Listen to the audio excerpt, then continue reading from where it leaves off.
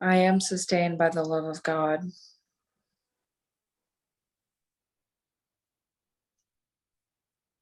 As I listen to God's voice, I am sustained by his love. As I open my eyes, his love lights up the world for me to see.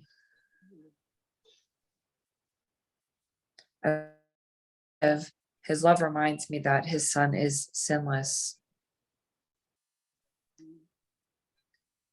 And as I look upon the world with the vision he has given me, I remember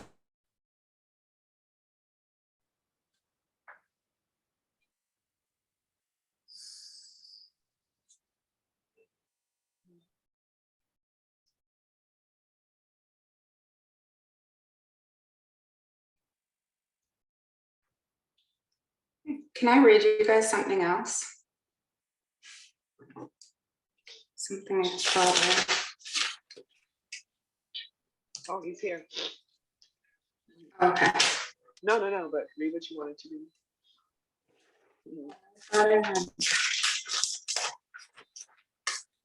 Never mind, I don't even know if I know where it is. It was just.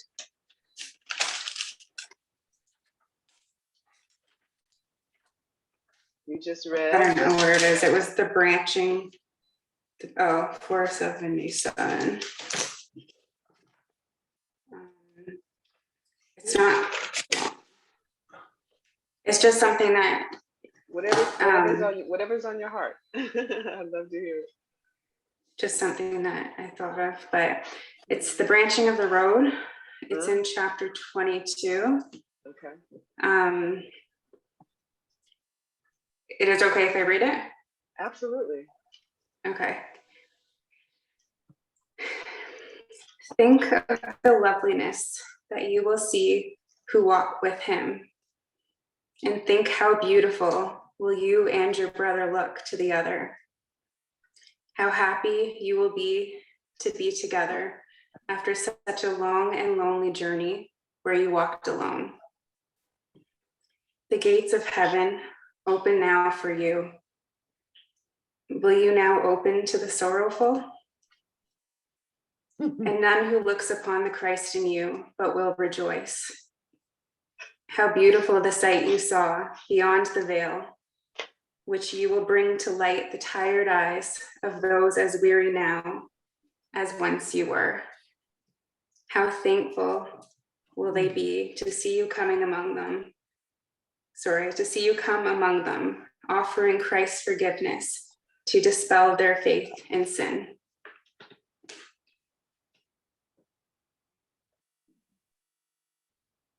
You won't want to come back. Sorry, what? You won't want to come back, I tell you.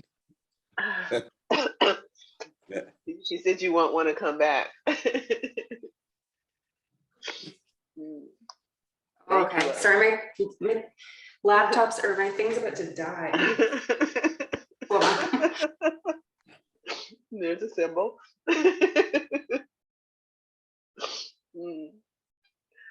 Ooh. Hey, brother. Oh, that's better. When I went into the light, and like it's hard to talk about it, but when I went into the light, I recognized everything and everyone perfectly, and I knew I had to come back. Like I didn't know where I was. I didn't know what had happened for a second. It wasn't until I came back that I realized what had actually happened. And actually, I was so stupid that Greta had to tell me what had happened. I was in a state of shock, like I was in a state of complete awe and shock and wonder and everything else like that. And Greta said to me, she said, I can't believe it. You just walked in off the street and had that experience. She said, I've seen people trying for 20 years to have that experience. And I realized that I'd been in eternity, and it only seemed like a few moments, and that was the first time, but it only seemed like a few moments that I was there, like 5 seconds, but back on earth, half an hour had gone by. When I came to, and I stood up and looked at the clock, well, not that I really looked at the clock, but when I stood up and saw how many people were in the room from future references, I knew that from the time I went in and there was 6 people to the time where I stood up and there was about 50 or 60 people, that usually took about half an hour in the morning for the room to fill up to that stage. You know, like there'd always be 5 or 6 people there really early doing the 20-minute book. And then by about 9 o'clock, the room was full. And I think I got there probably at about 8:30 when everyone was doing the 20-minute book. And it was just after 9, probably. But I didn't want to come back, that's for sure. But I remember making a decision, or it wasn't even a decision. There's a bit in the course where Jesus says talks about the prayer of the heart. It's like the prayer of the heart that God put there himself. So the prayer of my heart in the dark night of my soul, 3 days before that happened, the prayer of the heart, of my heart, which is the deepest prayer imaginable. I couldn't have gone any deeper in that prayer. It was either that or suicide. I was out of there that night. And in that prayer, I wanted to know God more than anything, like the world. There was nothing in the world. I didn't want to be in the world. I didn't want to exist. I didn't want to even know that I didn't exist. I was so done with everything. And but then I had this funny little side bit on the prayer. It seems like it was a side bit where I wanted to be helpful, and I wanted to I remember making a deal with Jesus. It's like I was telling him in my prayer that I would study the Bible if I had to, but the seminary, college, or whatever you call it, it was like I'd looked into being a monk before, you know, like into going to what do they call those places, monasteries and things. There's one down in Victoria that I was quite keen on, in a forest. But it was 6 years, right? So the thing that it was a 6-year thing. And I remember saying to him in the dark night of my soul, I don't think I can do 6 years, Jesus, right? There's tears streaming down my eyes. And I said to him, I think I can probably do 1 year, right? And the course is a 12-year thing, so go figure, right? So I said, I think I can probably do 1 year. And so I realized when I was back, and I found myself in that place where Greta was telling me about the course, and it was a 1-year course, that Jesus had taken me at my word that I could do a year, and had put me in a place where, like, I was going to fulfill my obligation to the prayer of my heart, you know, and it's like, come what may. And I did, like I stayed there. And funny thing is, I ended up staying there for 6 years. So it's kind of bizarre.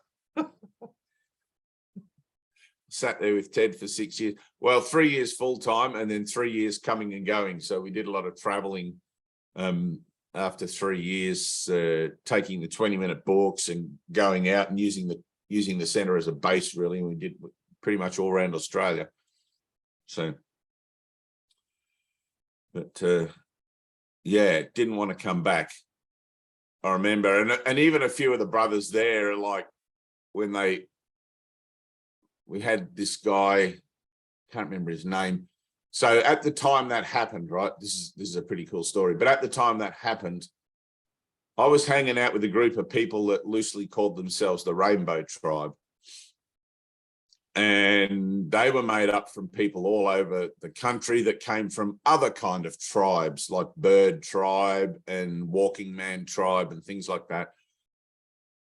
And they were united. I'd never heard of it all before, but they were united under a prophecy, right, which is a Hopi Indian prophecy that in the end days, a tribe will come together, the 13 tribes will reunite under the Rainbow Tribe, blah, blah, blah. Something, I can't remember the exact prophecy, but the girlfriend that I had at the time introduced me to this Rainbow Tribe. She said, we're going to I want to go to this thing. I want you to come with me. We're going to go to this rainbow tribe. It was the first one in Australia.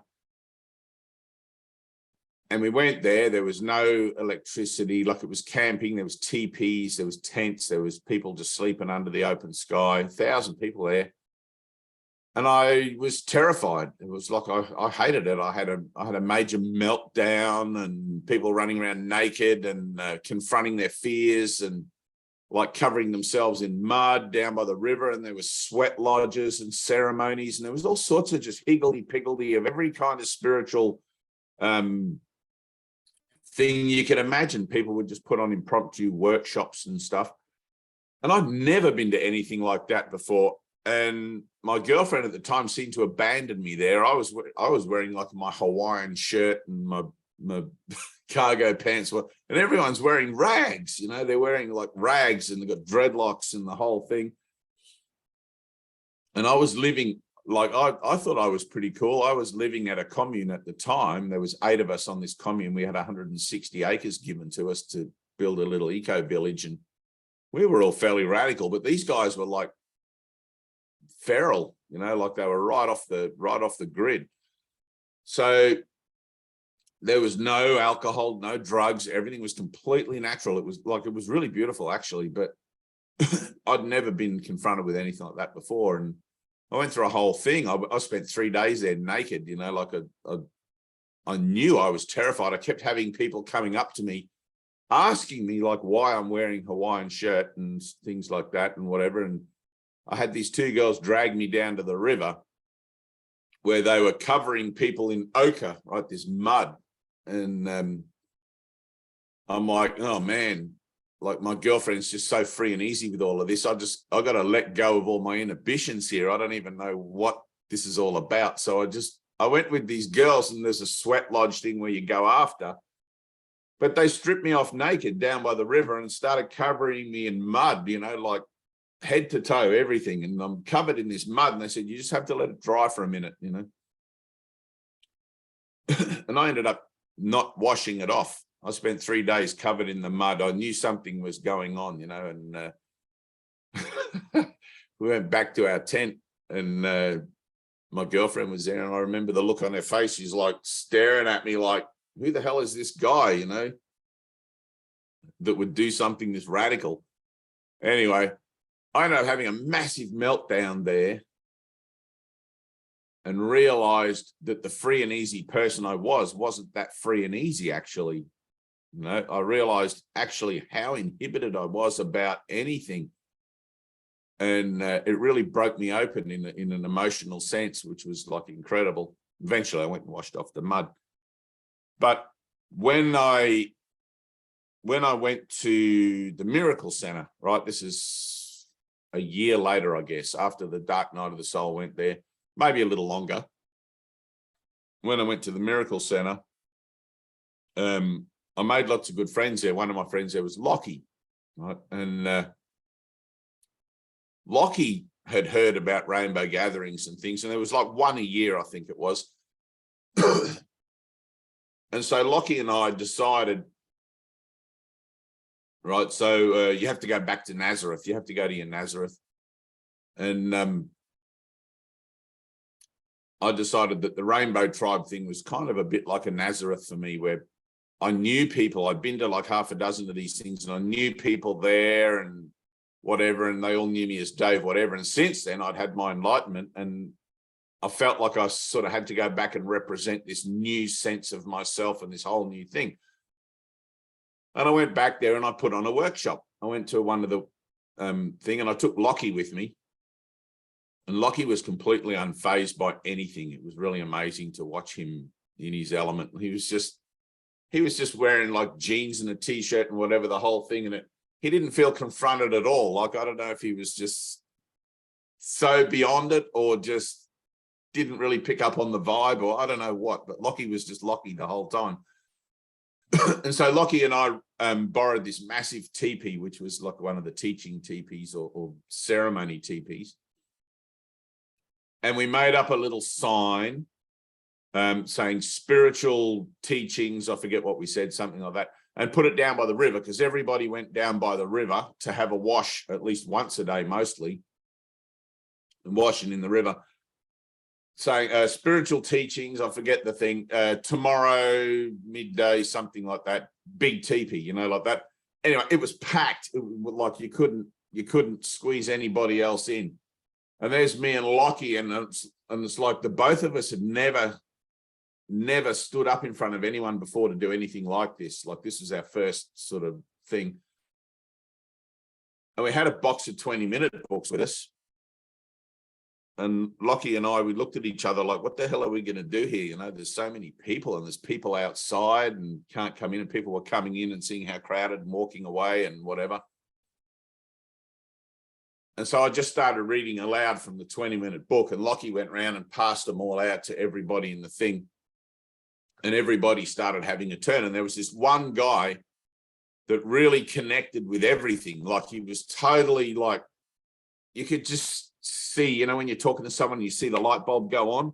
This guy was just bam, bam, bam. The light bulb was going on, and he was sitting there reading and like that. And he didn't want to stop reading. And like people were taking turns like we do. Anyway, about 2 weeks later, he turned up at the Miracle Center after the Rainbow gig. He turned up at the Miracle Center, and Ted was teaching that day. And he confronted Ted, like, I can't remember what the thing was, but Ted was terrific. People would come in off the street all the time. Hey, Janine, you're dropping in and out a bit, but people would come in off the street because we had an open door thing, right? So people would come in, Ted would be teaching, whatever. And Byron Bay, I don't know if you guys are familiar with Byron Bay, but it's the sort of place where every kind of person who's got any kind of spiritual interest in anything, they eventually come to Byron Bay. And it's a place where you get people from the discipline of Osho or the Moonies or whatever. Everybody's there, Hare Krishnas, Buddhists, and like it's just this huge melting pot. Or it used to be, it's not now.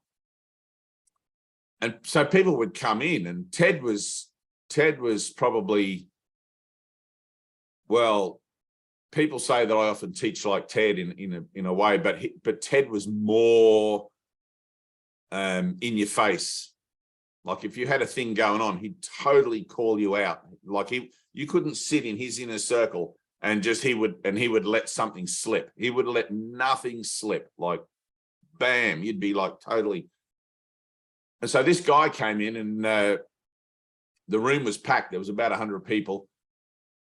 And I remember seeing him. I was sitting across the room, and I remember seeing him walk through the main doors. And Ted said something to him. Ted saw him and recognized his energy, like just recognizing, because this guy was like on fire. He was on fire at the Rainbow Gathering. And he walked in, said, Ted welcomed him in or something. And he had this whole thing going on. I'm here to offer you salvation, brother. Like this is what he said to Ted. I'm here to offer you salvation. And Ted sort of sat back in his chair, and it's like a bit of a Ted smile sort of came across his face. And he goes, all right, cool, let's have it. Like that. And put this guy on the spot. And this guy was beautiful. He just totally, I don't know. It was as if, instead of him walking into Ted's room, it was as if Ted had come into his room, and he belted out this beautiful teaching, but I can't remember what it was. There was a flaw in it. There was something wrong with his teaching. Like it had a thing where he wasn't quite hearing it, you know? Anyway, everybody in the room heard it. Everyone picked up on where it was at. And no one said anything, because like Ted's show. And then when he was finished talking, Ted said something to him. I forget whatever it was, but it addressed the schism. It addressed the bit that was missing, or the bit that was wrong, right? So, and Ted, he had a beautiful way about him. He was very graceful. Like when he spoke, unless he was really railing on you, like, but when you were a newcomer, he would be really graceful. And when he spoke, his words, and like it'd be like a grandfather talking to a little grandchild, you know, like he'd be sort of like trying to gently help you to see something and teach you. He had such a grace, right? That was it. And anyway, so he made an approach to this guy And this guy got all feisty, like he just suddenly lost all his spiritual facade and became this kind of aggressive sort of, just threatened person. And we never saw him again. Like Ted and him had this back and forth, and Ted just presented reason after reason after reason, and this guy just presented defense. But after he left, this guy sort of stormed out. After he left, I felt compelled, right, to tell the story of my awakening in there. And Ted was sort of sitting back in his chair, just taking a moment, because they'd had this really intense thing going on. And it was either going to be this guy's going to completely flip every switch and have his awakening right now, or he's going to leave. And unfortunately, he chose to leave. But everyone could see it happening. Like everyone was on the edge of their seats, like, what's going to happen here? What's going to happen here? You know, you can hear this person's about to really, really just bam, but no. Anyway, there was a lot of energy in the room after he left, and something inside of me just said to me, you got to get up and tell the story of your awakening, right? So I got up and I said to Ted, I have to say something. Ted had never heard the story of my awakening, because at the time I was there, Greta was teaching and he was in Wisconsin. He'd gone back to Wisconsin doing some teaching. And so I got up and I told my story, and Ted looked at me and he's like, because there was a lot of people in the room who'd heard of this guy that walked in. I didn't know that, right? So backstory, there was a lot of guys in the room who knew this guy, because everyone in the room was from different spiritual circles and different things in Byron Bay in the town. Apparently this guy was quite well known, and Ted had just deposed him. So there was a lot of animosity and a lot of like, ooh, like, what the hell's going to happen in these other circles now? Because this guy, has just been shot down in flames and whatever. And you could feel that energy in the room, right? So I told my story. Ted's looking at me and he's like, I never knew that. That's what he said to me. He goes, I never knew that. He goes, whew, that's a powerful thing. He goes, let's take a minute. So I went over and put some music on, just some calm music, and let the room just sort of settle a bit. And after that, I had a few people that weren't there in my awakening, and they come up to me and said, why the fuck did you come back? Why did you come back? You're an idiot. Like treating me like I'm just like, it's like, I didn't know that I had an option. I didn't know that I had a choice. So that's a long story to get to that point, but it's like, when you see the light, when you get to the light and you go beyond, it's like what you just read in The Branching of the Road, Janine. When you have that experience of seeing the beauty and the perfection and the love in your brother, you won't want anything other than that ever again. It'll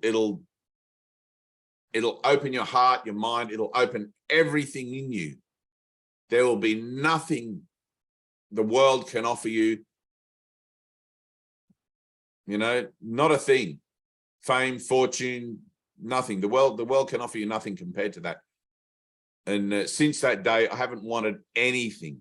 And I've been tempted. Like I've been tempted by things. Like my temptations still come to me, not maybe so much today, but in the earlier days, like women, I was terribly attracted to women and sex and the whole thing. That was a big thing for me. And when I at the time I was at the healing center, I was going out with another girl who had a baby to somebody, and she was very, very beautiful, and I considered her anyway one of my greatest temptations. And in having to let her go, it was difficult, but it was easy. It's like I knew that I only wanted the light, but I had to let go perhaps of the best relationship I'd ever had with the most beautiful person I'd ever had, inside and out. Like, she was physically attractive, emotionally and spiritually, she was lovely. And I mean, I'd had a whole string of bad relationships through alcoholism and drug addiction and everything. I've just been manifesting people that would just provoke and push all my buttons. And like every relationship I had was horrific, except for her, right? And she came along and it's like the best thing that ever happened in my life, and I have to let her go. And I knew I had to let her go. She wasn't interested in joining with the course, and I knew that wasn't her deal, you know, and like, but the temptations have come and gone, but the light has always been there. It's like the recognition of the truth of my brother beyond the form, beyond the physical. It's always been there. And it's just been like, man, this is a tough teaching, you know, but it's only tough on the side where the confrontation with the temptation is made. Once that decision has been made, everything falls away automatically. And you wonder, you're kind of left wondering what the hell was so difficult about letting go of that fear in the first place. Right? Everything changes in the decision. As soon as you make the decision, boom, it's done. Everything else then sort of like steamrolls and topples and bits and pieces fall away, and it just sort of like a house of cards falling down. And it's kind of like, and you look back on it and go, that wasn't really anything. It was just an illusion. How did I give so much meaning to it? How did I make it so important in my life? But we do. That's what happens. I give everything a meaning I see, and some of those things have an incredible meaning. And because fundamentally, right, try to feel this when I tell you this, right? Inside each and every person is the memory of God, is the memory of eternity, is the memory of reality. Inside you right now, that memory exists. There is the Christ in you, something in you seeking that memory, looking for that perfection. The part of you that is speaking and witnessing for the physical nature of life is always going to seek for it externally, out there in the form, the perfect person, the perfect job, the perfect whatever relationship, everything like that. But fundamentally, it's a true seeking because it's seeking perfection. So the ego isn't really against you seeking something to keep you retarded or keep you in the time frame limitation. It's doing what it's meant to do. It's seeking perfection, but it's just seeking it in the wrong place, right? It's seeking it on terms that it manufactures, that it imagines, and that it thinks that you would approve of, right? It doesn't actually care whether you approve of it or not. It's going to still keep giving you dangling carrots, you know, look at this one, look at that one, here's another shiny thing, right? But fundamentally, the true action of seeking the truth or seeking perfection is there, right? Because that is the prayer in your heart. God put that there himself. And no matter how much power you want to give to your ego, it can't obliterate it or override it, right? It's a God-given thing. And I love saying that. It's God-given because it is God-given. The prayer of your heart is God-given. When you pray, and I still pray kneeling beside my bed like a little child. Right? I don't pray for things anymore. I pray in gratitude. I just offered, thank you, Father. Thank you, thank you, thank you. Because everything is a flow, and a true sense of gratitude keeps you in that flow. And I don't even really pray anymore per se as such, but when you pray,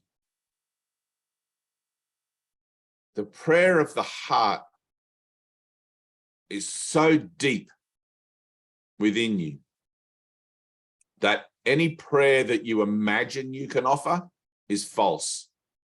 Any prayer that you can conjure up in words in your mind is nothing. The prayer of the heart is so deeply embedded in you that you kind of have to give up your own ideas of praying to reach it. You have to get to a place where I don't know how to pray. I don't know what prayer is, but I feel that I need to pray. I feel that I want to pray. And feeling is where it's at. You got to feel deep inside that sense of longing, that sense of the Christ in you that wants to go home. There's a place in you that's so deep that no amount of people putting their hands on your shoulders, trying to console you, nothing the world offers is going to save you from that place. Eventually, you're going to fall into that prayer. You're going to find yourself in the place of that prayer, and you're not even going to know how that happened. It's going to be like one moment you were walking along reasonably okay, perhaps dealing with some mental issues or some anxiety or something, and then all of a sudden the scales just go boom, and you'll find yourself right down in that place, because when it's your time to awaken, nothing can stop that.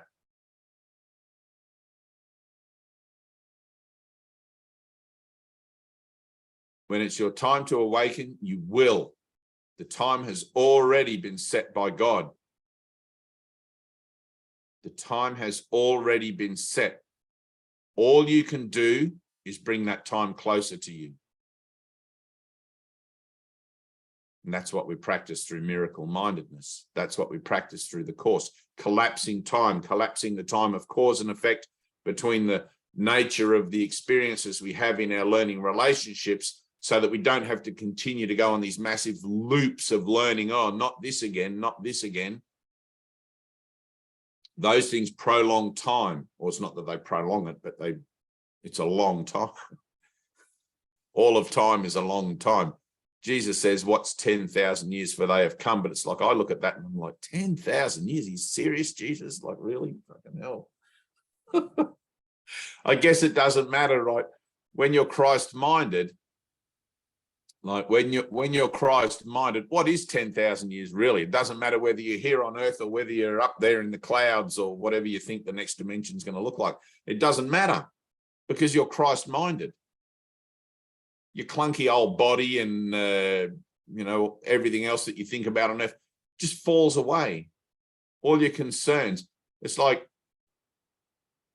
I had a good one yesterday about Putin, that Russian guy, right? And Putin has made some threat of nuclear war or something, which would obliterate the world, because it'd be tit for tat, which is typical stupid human stupidity, tit for tat, and there's no forgiveness, right? And I remember thinking, when I was about 25 or something, there was all that going on in the end of the Cold War or whatever it was, and I remember thinking how horrific that was and how many buttons that pushed in me. It was like terrifying. What do we do? Running around like a headless chicken in my own head, like the sky is falling, nuclear war. And yesterday I was on my phone, and like whenever I hit Google, a news feed comes up first and I have to flip it away. And I was like, there's Putin with his thing. And it was just like a weather report. It was just like anything else. It was like, yeah, whatever. And then keep going to the next thing, right? There was no trigger. There was no nothing. But I remember making a reference for it in my mind, how I once would have reacted. I would have rang all my friends and I would have, hey, have you seen the news? Like, we have to go out in the streets and take signs and banners and rally and make a protest and go to the war office and like burn it down or something. But there was nothing. I'm like, eh. But that's the same with everything, even 10,000 years, even all of time. It's like, what do you do? What are you going to do, really? We're in for a penny, in for a pound. So may as well be about our Father's business, learn to love each other as best we can at the level we're at or at the place that we're at, and just be about that. It's like we're early. Ted used to say, you guys are late timers early in time, right? If you've got this book in front of you, Course in Miracles, if you've got this book and you're reading it and you're involved in a Zoom group and you're doing everything else, or you're going to meetings and you're doing meditation based on the lessons of the Course, and you're having those aligning kind of moments, you're a late timer early in time. Right? We're only 2,000 years since the resurrection. Think about it that way. There's going to be guys in 100,000 years that are going to be talking about the resurrection like it's something they don't even have any kind of comprehension of. They're going to be like, that was such a, that was 100,000 years ago. The same way that we sort of think about, pre-Christian life, the Babylonians or who were the earliest civilizations. We don't really have any comprehension. We don't have a working understanding of those things in a way where it makes a difference to our lives. Maybe if you're a history buff, might be something that you're interested in, but for most of us, it's sort of like, yeah, what is that? The Egyptians, they had those funny skirts and those snake things on their head. So, I think the thing that we're doing here now is incredible. Like the time frame, it's like we're 50 years since the course was into the world. And I think it was in Disappearance of the Universe. Not that I put a lot of stock in Gary Renard's story, because I've heard other stories about Gary Renard I don't want to get into. But I think it was like in 1,000 years, the whole of humanity will be using the course as some kind of a reference for communicating. Pardon me, I got hiccups. But I think it was in one of his books, I read that. And Ted used to say something like 5,000 years or something it's going to take before people actually pull their finger out of their arse and learn to love, like start to realize what it's actually going on here. So we're like pioneers. All of us on here are like pioneers. We're looking at a technology and we're looking at the application of that technology in our lives that most people won't be taking into conscious effect until 1,000 years from now. And it's like when Jesus first walked the earth and he had his 12 disciples and the scribes, and they're all following along, taking down everything that's going. And John's talking to his scribe saying, write this, write that, and blah, blah, blah. And they're writing everything down. And it's like, it's taken how many centuries of misquotation, misinterpretation, and everything else. Look at the Crusades and the Holy Wars and things in the name of that teaching. It's like how many people had to get it wrong. It's like we're in the same boat exactly, but we're learning how to get it right by getting it wrong. It's impossible to take this teaching and formulate a religion out of it because the teaching denounces itself. Right? This is like Zen Buddhism. There is no such thing as Zen Buddhism. It's like two Zen Buddhists had a conversation. No, they didn't. Who would they talk to?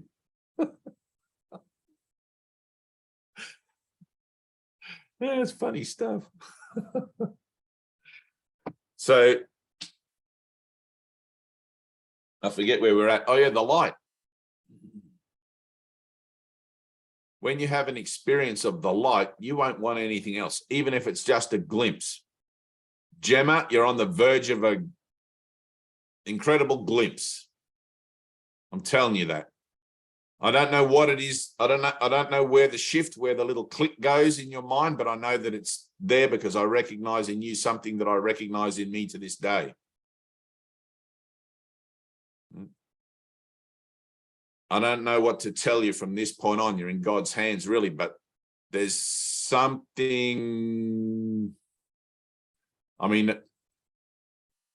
a greater mastery of the stillness of your mind would be an advantage. More time spent in the quiet and the stillness would definitely be an advantage. And obviously confronting whatever fears you have still, maybe go and find a river and have some people cover you in mud. That was one of the most confronting things happened to me. But whatever it takes, so.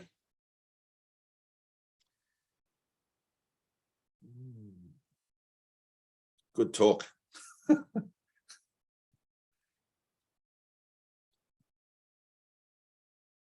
So Janine, what's happening? You guys are all wearing woolens and stuff.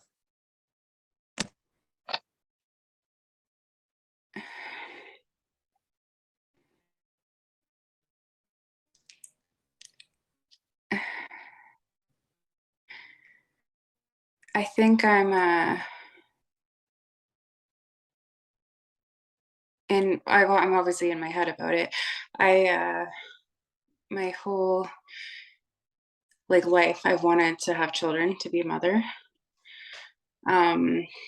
So then this year alone I had 2 pregnancy losses, which this year has been the last couple of years with the course and stuff, as lots of stuff has happened. And then last week, the last month I've been very doing the lessons and reading and just praying and meditating. And I had this thought, and I don't know if this is, I guess I'm just going to say it. So the other day I thought to myself, I was thinking, if you have a baby, will it take longer for me to wake up? Because then I'll be putting, then I'll have something like a special relationship that will, do you know what I mean? Like it will hold me in the world or something. I don't know how that sounds, but I was thinking, I was like, I want to wake up now. If I have a child, will it be like 18 years before I can, I don't want to, like right now I could say I could put God everything, but if I have a child, then I don't know if I'm making any sense. I literally was like, oh, maybe I won't have kids then, because I want to wake up. Right. That's what I've been thinking about. So there's a few things in there. Okay. The first one is nothing can stop you from waking up. It's preordained. The time is set. You don't have to worry about that. Quicker. Well, and 2, everything works together for the greater good. If you have a child, it works together for the greater good. If you don't have a child, that works together for the greater good. The question is, what do you want? Now, before you answer that question, I want you to look at the idea of a child perhaps differently. Maybe you've looked at it this way before. A child is not your child. A child is another soul coming into the world on its journey to improve its own record. You're just the vessel through which it comes. That's it. If there's a blessing for you to be a mother and to offer guidance and everything else, then so be it. If not, so be it. Some children grow up in orphanages and in situations that are terrible and horrible, and you wouldn't wish that upon any child. And some are blessed with a 2-parent family that love them and genuinely look after them and give them everything. Either way of those scenarios doesn't guarantee the child is going to grow up to be a good person, a bad person, any kind of thing, right? They have their own soul pattern. They have their own soul integrity within themselves, right? That will lead them on their own journey with or without you. Obviously, in the part where you're with them, it's with you, but you know what I'm trying to say, right? So there's nothing that can stop them from deviating in their soul path, just as nothing can stop you. The belief that there is something that could delay you or slow you down is what the illusion of free will is. You actually believe you have a choice. You actually believe you have free will. You believe that possibly you could be somewhere else other than be in this Zoom room doing this, listening to me now. You can't. It's impossible. Try to do something other than what you're doing, anywhere, anytime. You can't. You've never been able to, despite your best intentions and your best thinking that, oh, I could have gone to that event or I could have done that and been this. No, you couldn't. Every choice, every decision you ever made has been according to the script. And that's going to sound a little threatening to your ego because it takes away that sense of free will. There is no such thing as free will.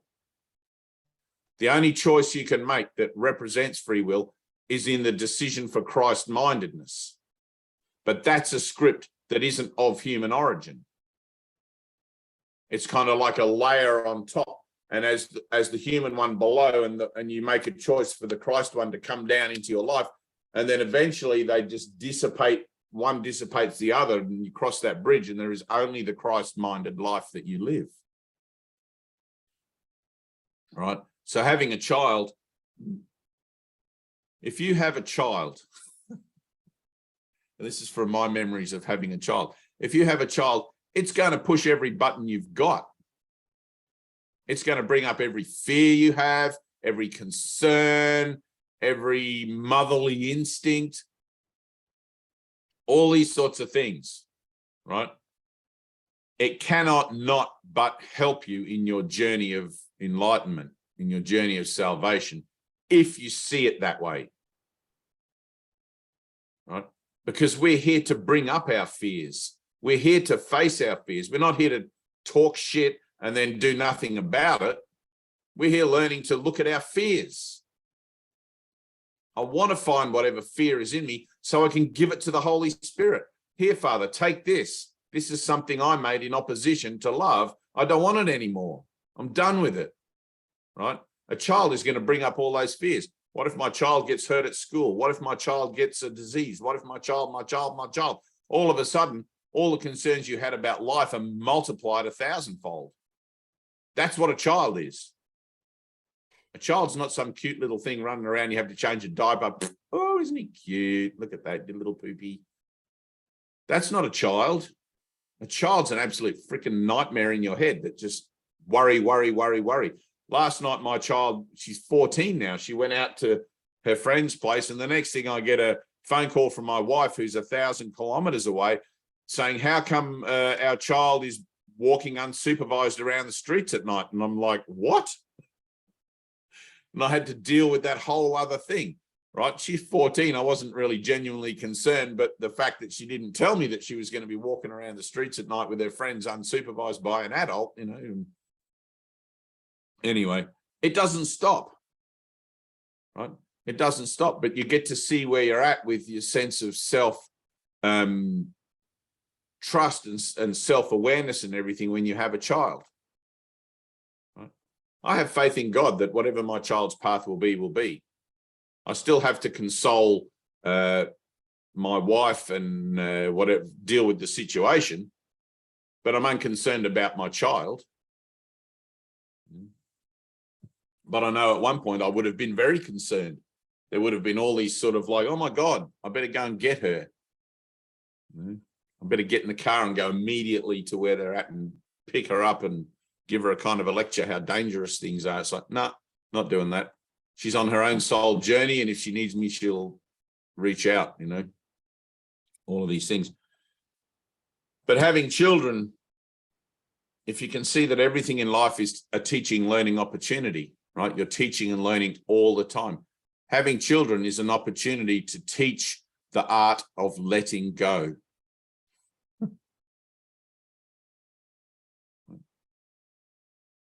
There's a thing in you, right? And you call it that urge to reproduce, go forth and procreate, right? There's a thing in you that's that.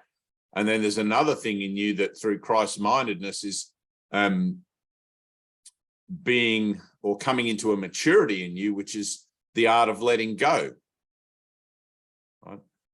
Children are going to be one of the biggest letting go opportunities that you ever have on a daily basis. Not just when they reach 18 and they leave home. They never really leave home.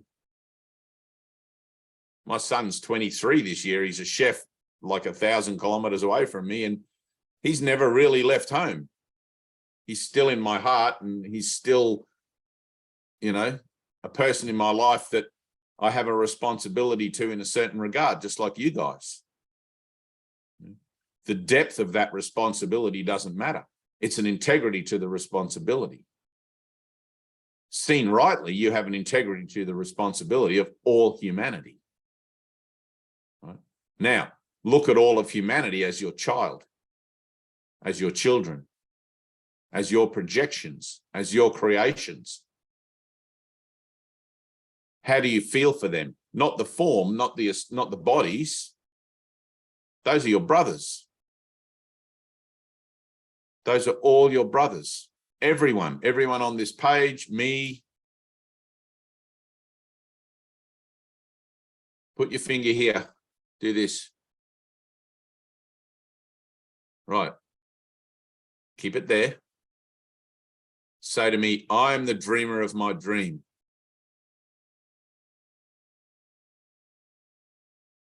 Right. I'm responsible for what I see. I choose the feelings I experience. And everything that seems to happen to me happens to me exactly as I ask.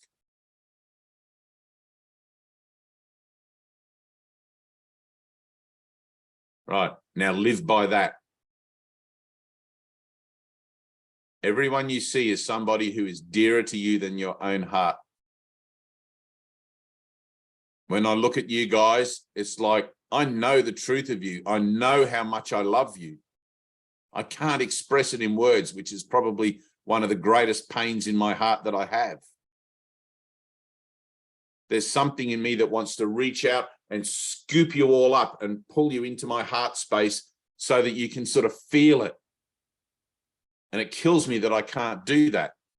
But we have this technology from Jesus where we can come individually to learn together what it is that we actually mean to each other, rather than the meaning that we're projecting on each other. We come together to learn that, firstly, by unlearning all the other crap that we've taught ourselves badly, by letting go of all that other stuff. And when we let go of all that other stuff, it leaves an emptiness. In Eastern traditions, they call it the void. When we let go of all that other stuff, it leaves an empty place. When that empty place reaches I don't know how to talk about it. When it reaches a vibrational level that is stable, let's say, you can enter into it. You can go into the void. You can have a light experience there. You can begin to remember home. You can cross the void, cross the gap, which isn't really a gap. There's no gap in God, but it seems on this side, it seems like an incredibly infinite chasm of nothingness. And you'll find this in your meditations as you progress, as you become more masterful at your meditation. It seems like there's this depth of dark, empty nothingness in you. It's not true. Don't listen to that voice that tells you that, and don't ever believe it. It'll be a terrifying place just for a moment, right? But go into it. Go into that place. When you're ready, go into it. And you can never be too ready, I don't think, but do it with the Holy Spirit. When you're ready, ask the Holy Spirit, take me into that place that I'm afraid to go. Jesus talks about it as a tiny moment of terror, where the time of death came to take the place of love. Your awakening is just on the other side of that tiny moment of terror. But it's an all-encompassing terror. Don't get me wrong. It's horrific. It's total death. Right? That tiny moment of terror symbolizes the entirety of the time-space experience all in one moment. So every experience that it's the origin point, right? So every experience of time-space that seems to be played out in time and space from the alpha to the omega, the beginning to the end, right, is contained in its origin point, right? You have one problem and one solution. So Jesus says your problem is that you believe you're separate from God. The solution is that you aren't, right? That's impossible because God is everything. So it can only appear as if I'm separate from God. I can only dream that I'm separate from God. I can only imagine that I'm separate from God in my own fucked up thinking, right? So in our course, we're doing these lessons, when we're having the experiences of letting go, we're having the experiences of faith and trust and everything incrementally with every confrontation with fear that we make, right? My fear in this relationship, my fear in that relationship, my fear in the relationship with the universe, my fear in the relationship with the rats in the street, all of these things. We have these confrontation moments. We confront our fears and we say to ourselves, I refuse to live in fear. I'm not going to do this anymore. I need a miracle. And we ask and we pray, I need a miracle instead of this, right? And then if our prayer is true, we'll become witness to that miracle in us, and we'll start to see a change and a shift in the external environment, because the internal environment has already changed just in the asking, right? But you have to ask. You have to ask. You must ask. Okay. All of those experiences, all of those little confrontations with fear accumulate your awareness of an idea called faith. They accumulate and they add witness to you. Every time you have one, every time you take the blinders off and say, all right, my relationship with my parents, I'm gonna deal with this. I'm tired of having this background story running about how this happened, that happened, whatever. I wanted to see it peacefully. Right now, your parents, your whatever, your boyfriend, your girlfriend, whatever, the relationship itself is perfect, right? That relationship has always been perfect, whether you were abused, whether you were cherished, whether you were whatever it is, it's always been perfect according to the script you asked for. I'm responsible for what I see. I choose the feelings I experience, right? Always perfect. You manifest your own reality. The gratitude that comes through healing is a gratitude for that person for playing that part for you. Wow, thank you for playing that part for me in my old dream of death. Now I'm choosing a new dream, and I'm going to release you from the necessity to continue to play that part as I release myself from authorship of the script, right? I'm accepting Jesus's script instead of my own in place of what I look on now.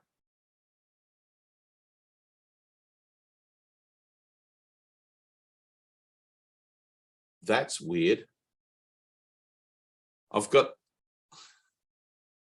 two waterfowl that just, like, there's no water near my house for ages, like apart from in the tanks. So remember I had my my bush turkeys. This is just a little side. So the bush turkeys came and went, and now I've got two waterfowl that appeared and disappeared in the same place the bush turkeys used to appear. There must be like a bird track that goes through there somewhere. Go figure. Anyway, distraction. When you live in the bush, you have all sorts of things. I was out last night having a pee at like 3 a.m, out on the lawn out the front here. I have no neighbors. I live alone out in the bush.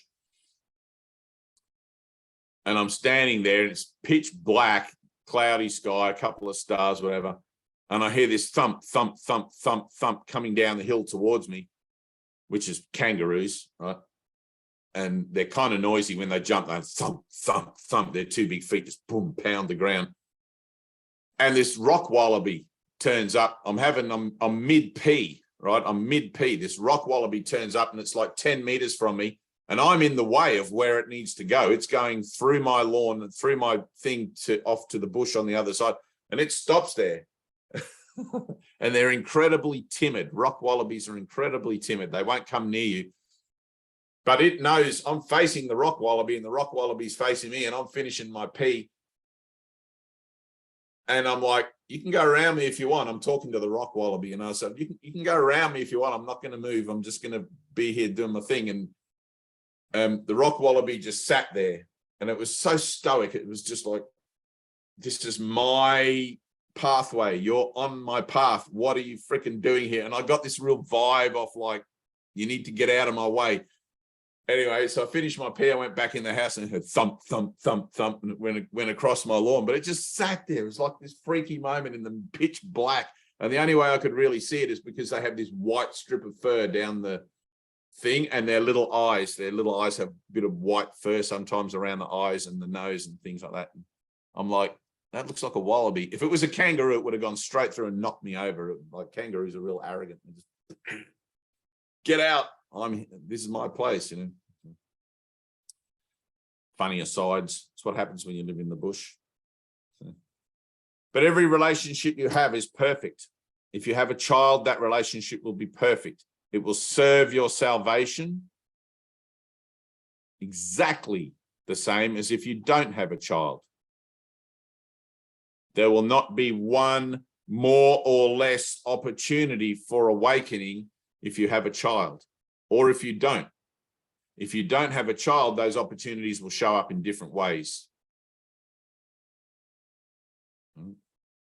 So whatever it is that you're to be about it. Don't give it any thought.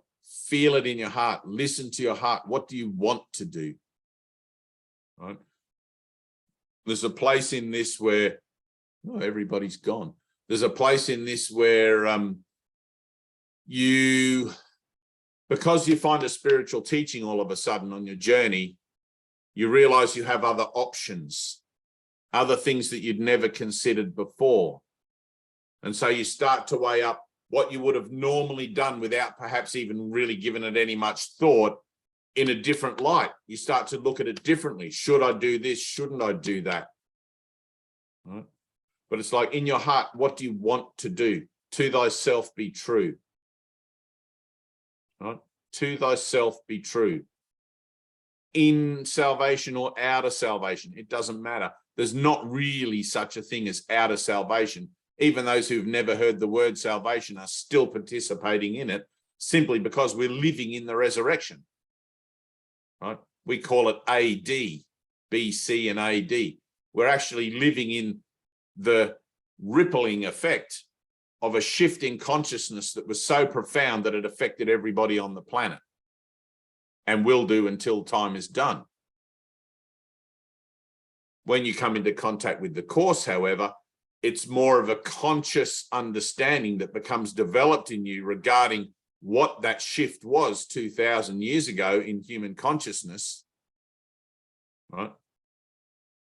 They're coming back again.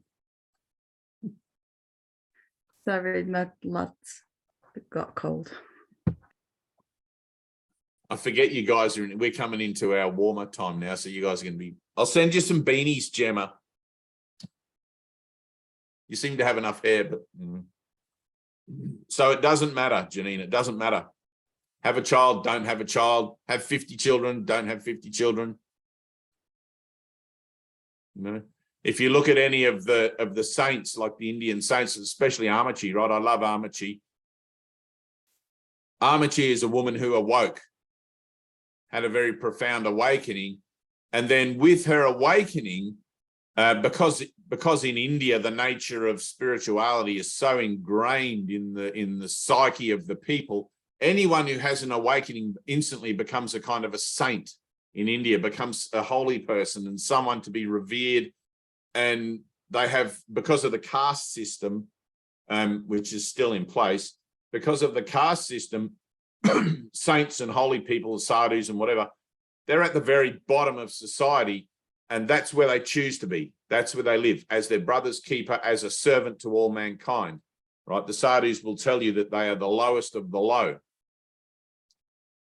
Because of that humble place where they choose to reside emotionally, spiritually, and everything, they're revered as being an example of the highest integrity to human principle, human caring, understanding, and love possible. And it's a blessing to have somebody like that in your village or in your life, a person who's had such an experience. And the mother, Amachi, this is why they call her the mother. When Amachi had her awakening, a huge amount of people gathered to her, right? She performed a few miracles and things happened that people couldn't deny. And huge crowds of people follow her basically wherever she goes. And whatever she tells them to do, they do, right? They're her devotees, her followers, and they're all over the world. Pardon me.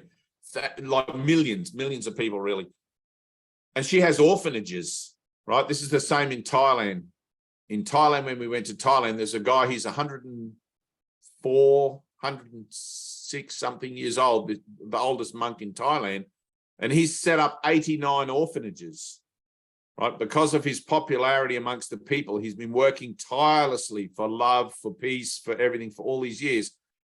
Because of his popularity amongst the people and the respect that in Thai culture, the first son of every family has to become a monk. It's the king's order, right? The king loves Buddhism and supports Buddhism, and the firstborn man of every family has to become a monk and represent the family through monastic traditions. And this particular guy, same as Amachi, has set up all these orphanages, right? They're orphanages / schools / places to live, and, you know, which I guess is what an orphanage is. And every child that attends those orphanages is a child of the mother.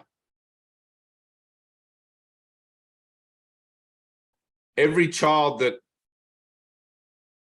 is supported through those orphanages is a child of India, is a child of the people. Those children are not seen as homeless and without family. Same as in Thailand.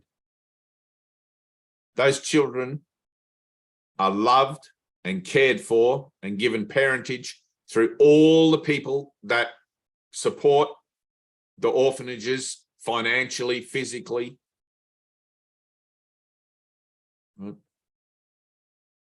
That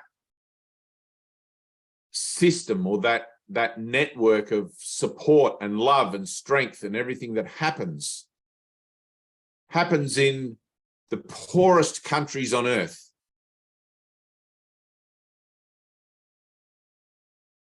India, Thailand. There are people that live on $50 a month. $12 a week is their payment, is their wage, right? A couple of dollars a day. They work all day for like $2. They live on rice, and yet they give to the mother for these orphanages to support these children out of love.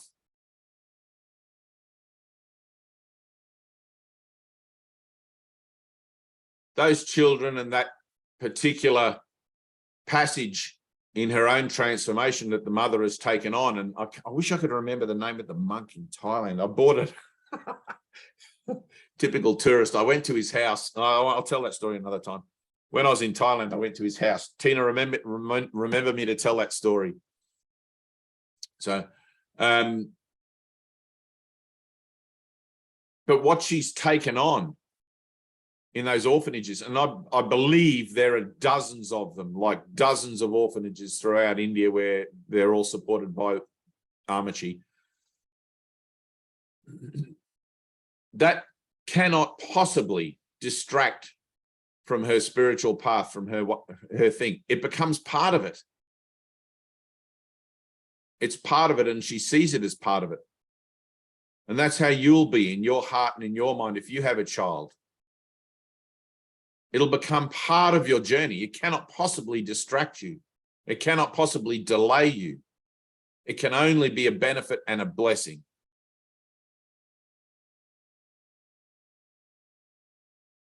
So get it on.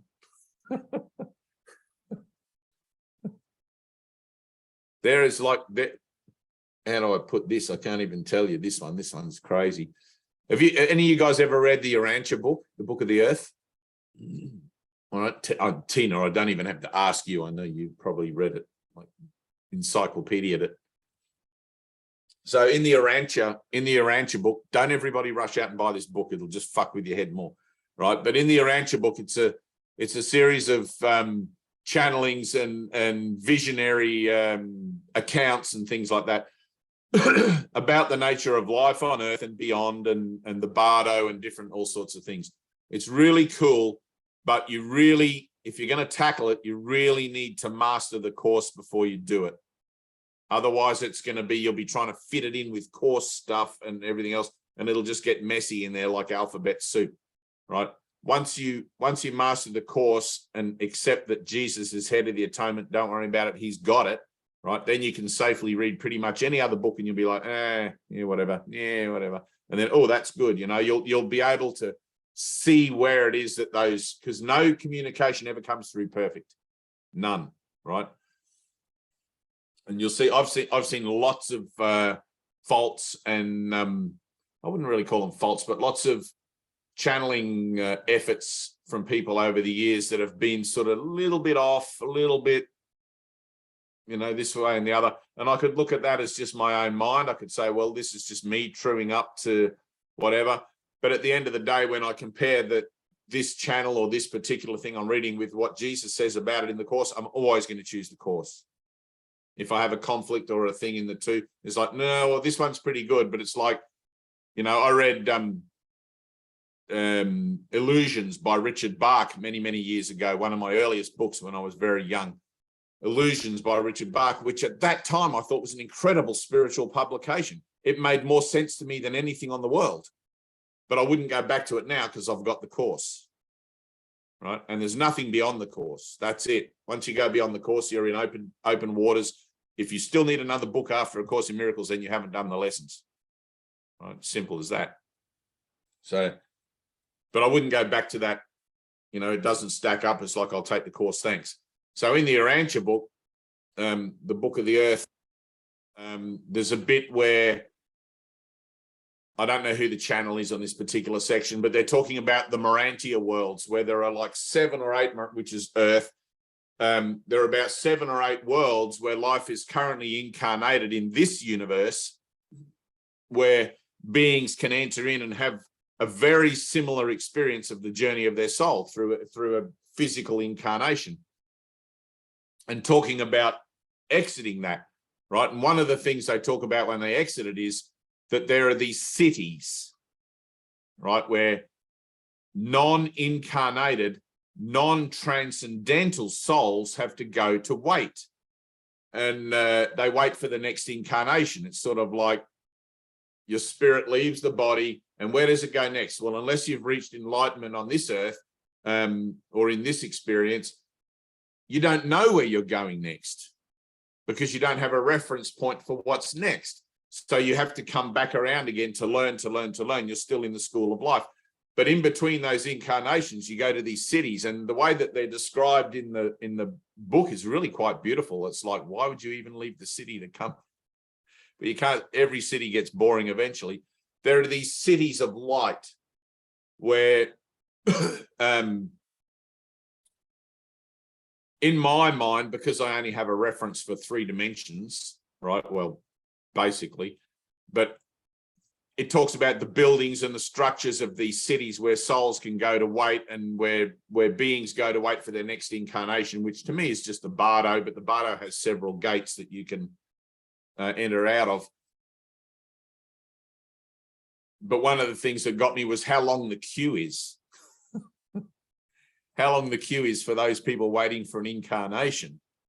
It's like it takes 9 months, for gestation and birth and the whole thing like that. And it's like everybody up there's like, hurry up, you earth people. And everybody's praying for reruns of, what's that book, 50 First Date, not 50 First Dates, the 50 Shades of Grey. Get everybody horny and start having more babies. And it's like it'll knock the queue down a bit, That's how I saw it in my mind. It's like, oh my God, the queue's freaking long. They talk about 1,000 years waiting in the queue, waiting for their number to be called so they can like whoop down into the womb and have another go. It's like, but the whole thing is holy, Janine. The whole thing is holy, right? The whole process of having a child is holy. You're bringing another being in to have an experience of the journey of their soul, to try again. Jesus talks about it in the Course, to try again. Okay. I mean, I'm surprised that all of you women of fertile age aren't all up the duff, like pretty much. If you're all sitting there in 9 months like balloons, I'll be like, yay, I've done my job. So, but anyway, I guess chemistry has to be involved there. There's still that humanity. Does that answer your question? Do you have any doubt?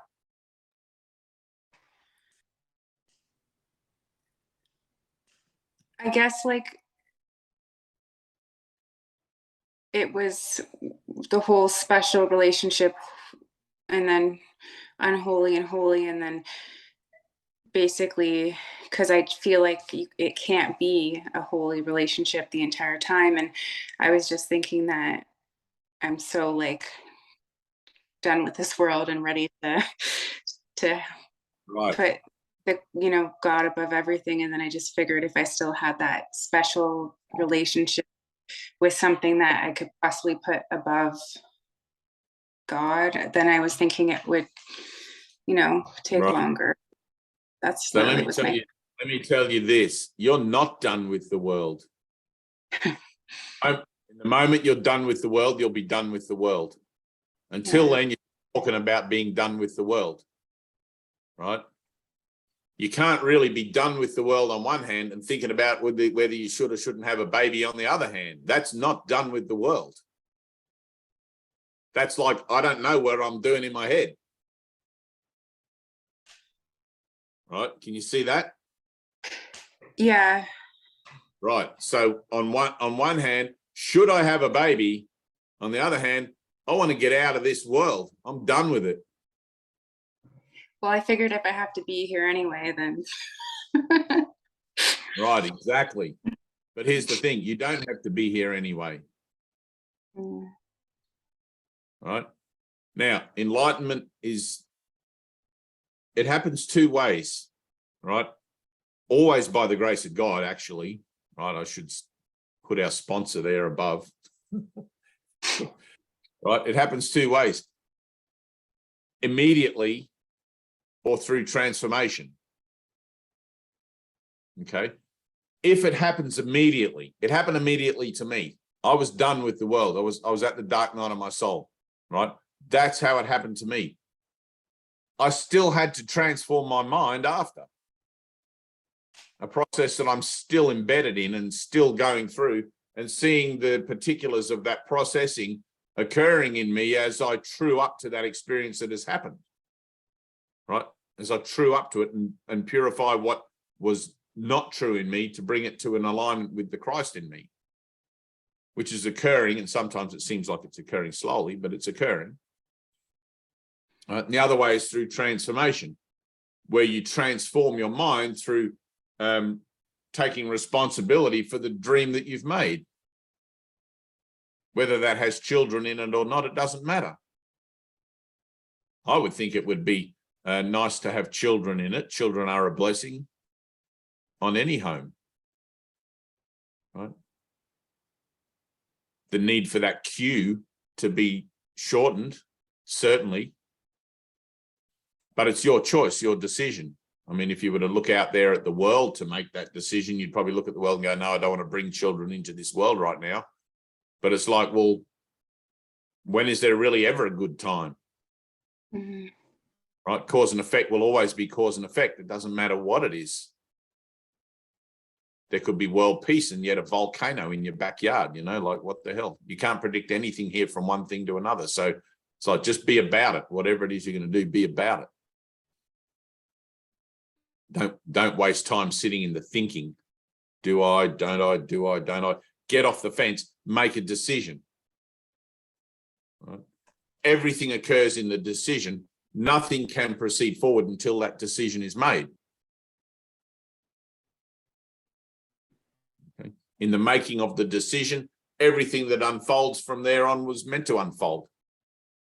It's like when you're looking at the same page of a storybook and you just keep reading the same page over and over and over again, and it's the last page in your book and you don't want to get to the ending of the book because, oh no, this is a great book, I don't want it to end. I'll just read the last page a few more times and then I'll read the ending. That's what I used to do. Tina, what's going on?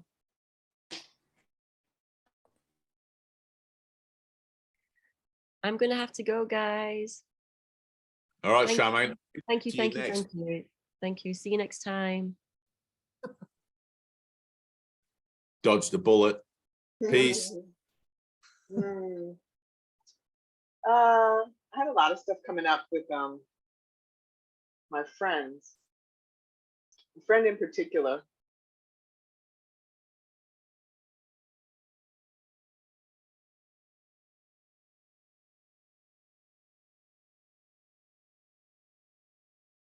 I don't really quite know how to talk about it.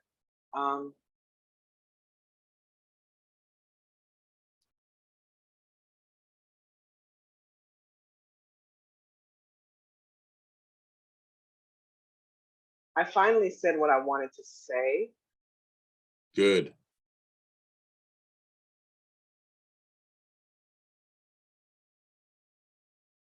And I felt really good about that.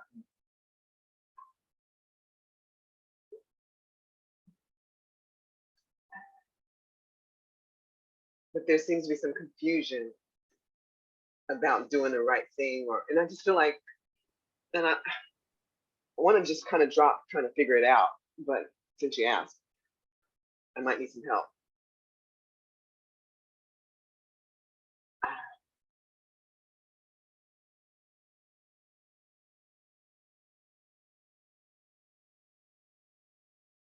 Like using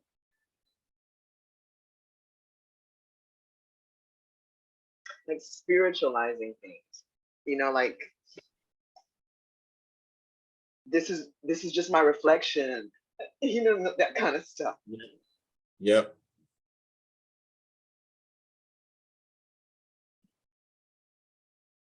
You're getting a reflection. It's a perfect reflection.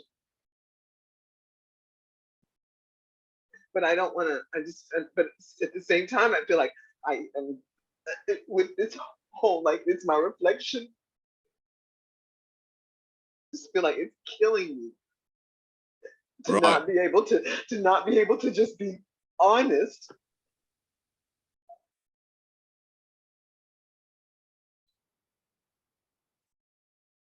I don't know what it is, and I don't know what it is. Yeah, you do.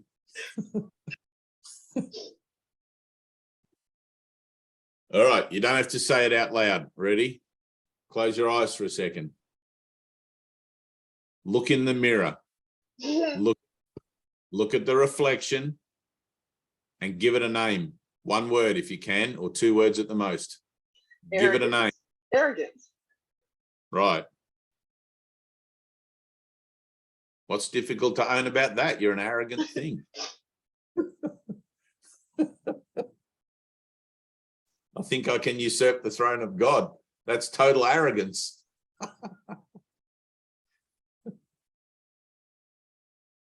Always reflect everything back.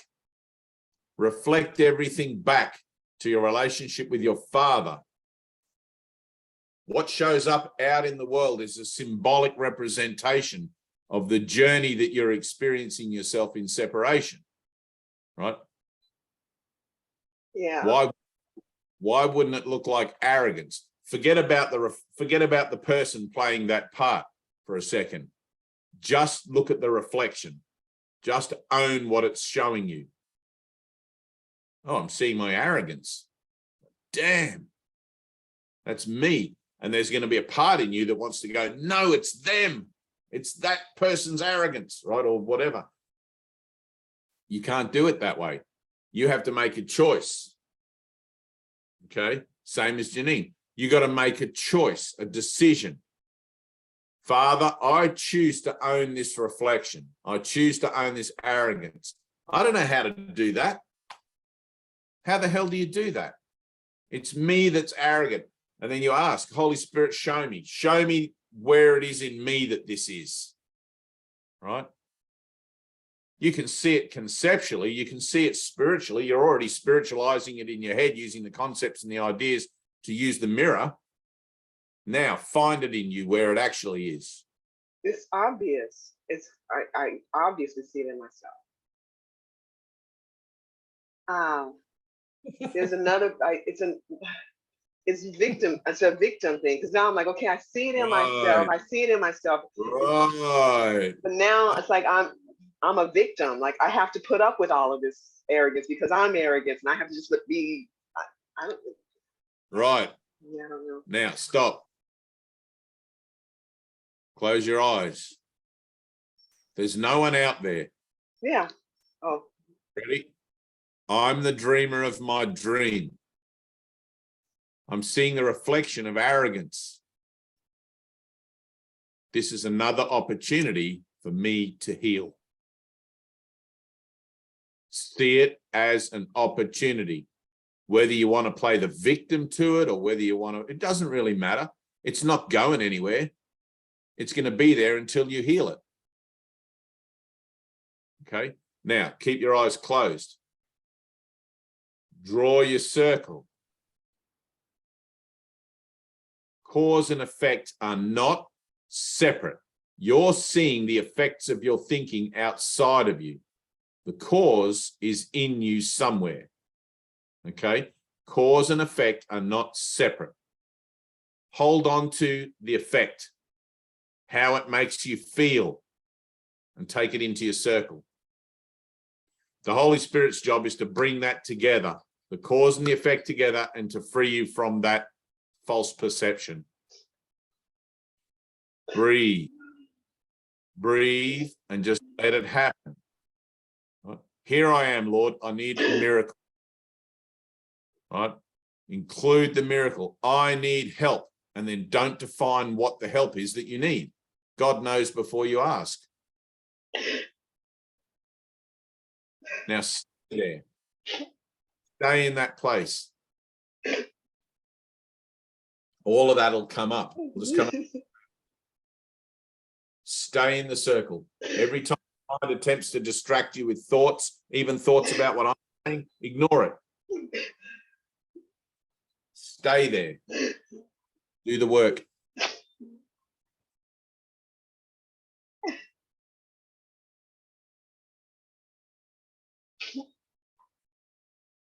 Bibiana, looking particularly radiant today. Thank you. It's nice to see a smile, you know, like, and just have it, have that knowing that it's not for any reason whatsoever. It's just natural.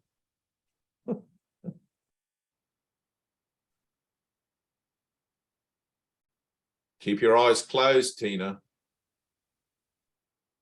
Stay there in that place. Do it. Close your eyes. Breathe. Go on, you can do this. Anna's about to join you in a minute.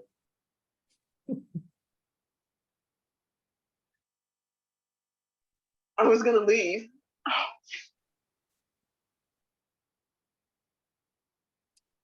Where would you go?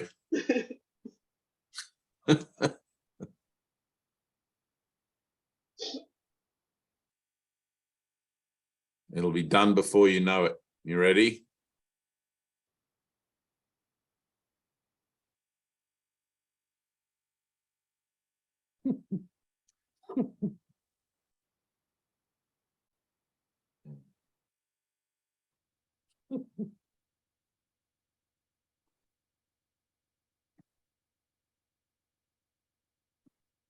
Good.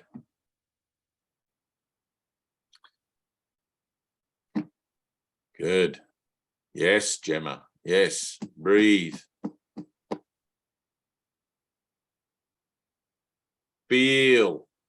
Reach into it. Feel it. Arrogance, ignorance, all of that stuff. Stupidest decision I ever made.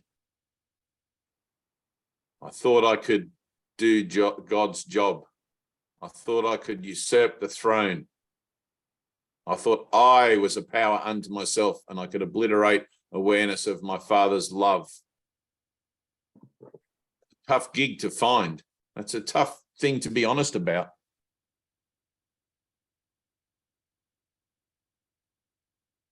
Breathe.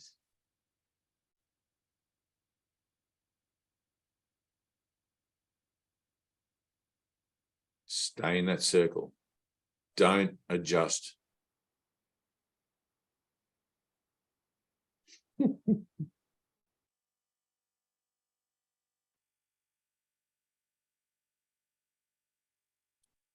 The path of walking this teaching through the world is that I'm responsible for everything I see. If I see arrogance, I'm arrogant. If I see stupidity, I'm stupid. If I see negativity, it's because I'm negative. If I'm bored, it's because I'm boring. I am the state, not the reflection. I'm the state. I'm one with all things. Owning those reflections, that's the work. Owning the reflection, taking total responsibility for it. I'm going to see it outside of myself everywhere. Stupid people, arrogant people, whatever, until finally I'm done with seeing stupid people and arrogant people, and I want to do this. I'm the arrogant person. I'm the stupid person. I'm the jealous, petty, whatever you can ascribe to it, whatever you see in the mirror. It's me. If it wasn't, you wouldn't see it.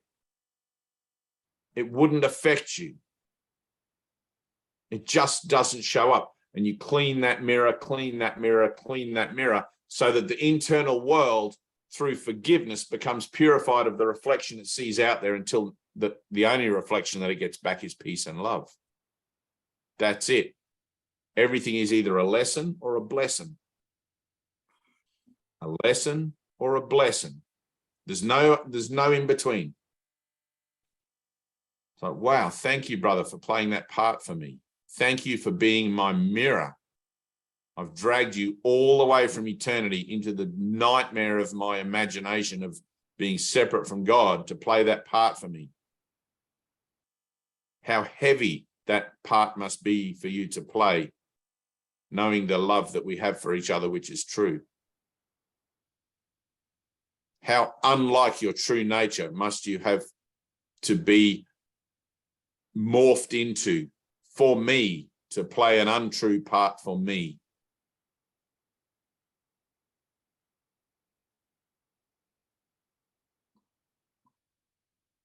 I'm responsible. I'm not guilty for it, but I'm responsible for it. There's no guilt implied in a dream, but I am responsible. If it brings up guilt, great. Let it bring up guilt as well. Guilt, blame, all of that victim stuff, that's all good stuff to use. Here, Father, take this from me too. Take this, take this, take this. I'm a child of God. My brother is a child of God. I only want to see that. I only want to see the truth. And through the use of the symbols, through learning to use the symbols and the imagery of my dreaming, I'll begin to process through the particulars of my own ideas of being separate from my father, separate from my brothers, so that I can undergo specific shifts in my consciousness, specific shifts in my script, so that I can begin to awaken.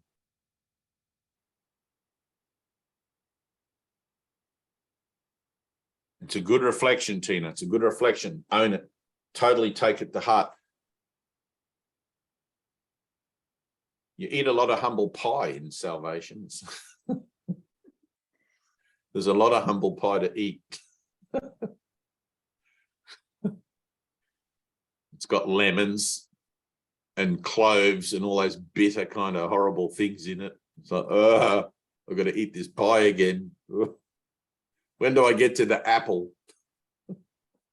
When do I get a freaking apple pie here, Jesus? So there's no such thing as an apple pie in eternity. You are the apple pie of God's eye. That's it. Arrogant one. You're learning to laugh at yourself. God damn, I'm arrogant. God damn it. Yep, I'm everything here. Owning my arrogance here is owning my perfection in the world. Owning my arrogance here is owning my perfection in the world. I'm not perfect if I'm good and nice and peaceful and loving to everybody. I'm perfect if I'm arrogant and obnoxious and loving and kind and all of the options within the framework of duality that are according to my script. I own it all. I accept all reflections, the good and the bad, the sinner and the saint. I'm one with all things. It's only distasteful to accept others because I've conditioned myself to believe that being a perfect and upstanding person means that I only behave in a certain manner and I don't judge and I this and that and the other. It's like, nah, bullshit. I'm a complete failure at humanity. My perfection here is admitting to my complete failure. I'm a fraud. I'm a sham. I'm a liar from the beginning to the end. And in that, I'm free. There you go. Looking better. I love it when you guys have a meltdown. It's like, it's great. It's like it's change. It's change. If you sat there all like this paying attention the whole time, I'd be like, damn, I'm not getting through to them. Thank God for workbook lessons. Anna, what's going on? You knew I was going to pick on you, didn't you?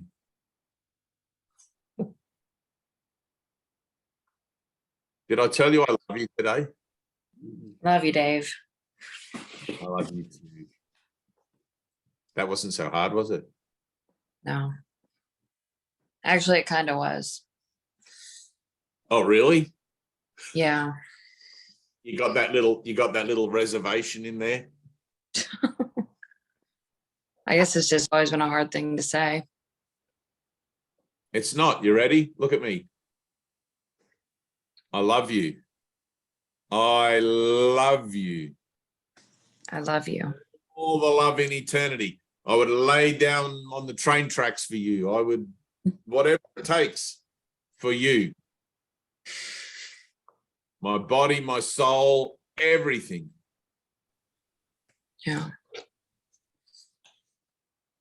There's not even any everything that I can think of that, you know, like it's just, it's there, it's natural.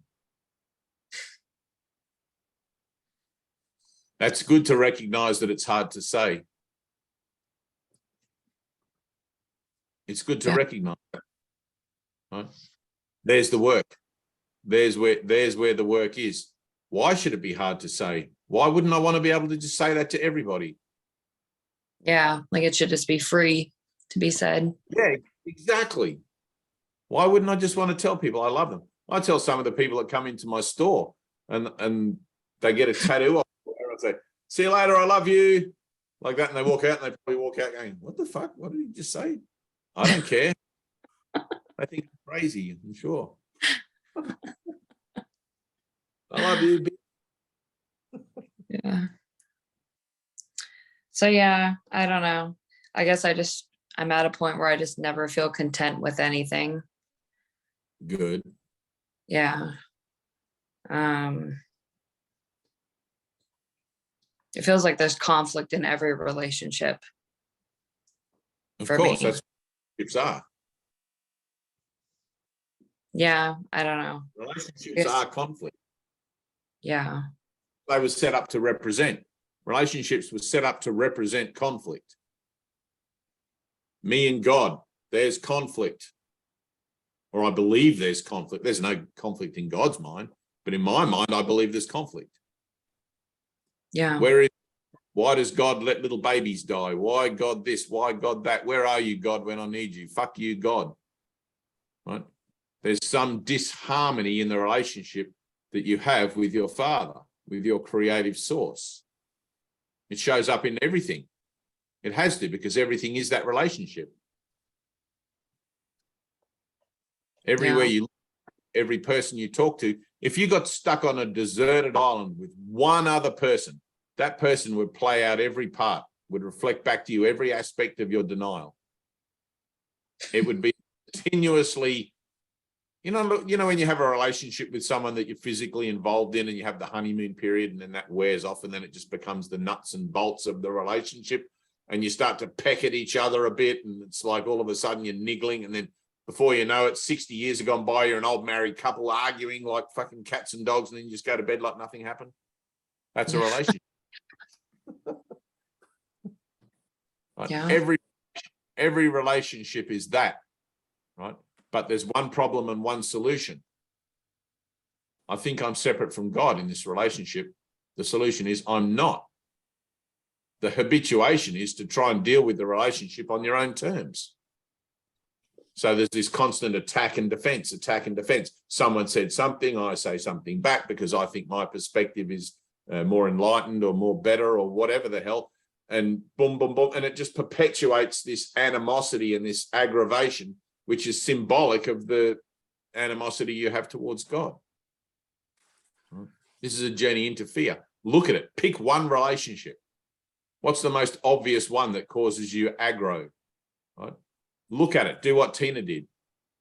Look in the mirror of that relationship. What is it showing you about yourself? Look at that person. How they make you feel. All of that sort of stuff. And now give it a name. I told you I was going to bring you the mirror.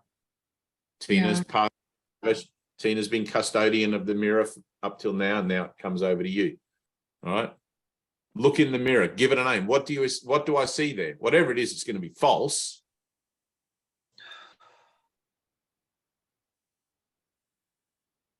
All right. Own it. It's not him. It's not out there. There's nothing out there. There are no others. This is a reflection of my own thinking, something distasteful, perhaps, something I don't want to look at, something I refuse to believe is within myself, something I abhor as a part of my character. Right? None of your character is true. Yeah. The whole lot has to be purified. The whole lot has to be forgiven. Right? Give myself for these ideas that I have about myself that I don't want to accept for myself, and I project onto others. And because my mind is powerful, what I project out gets picked up by somebody who's capable of playing the part, and they play the part for me. They don't even know where they're playing it. They've forgotten the agreement they made before time began.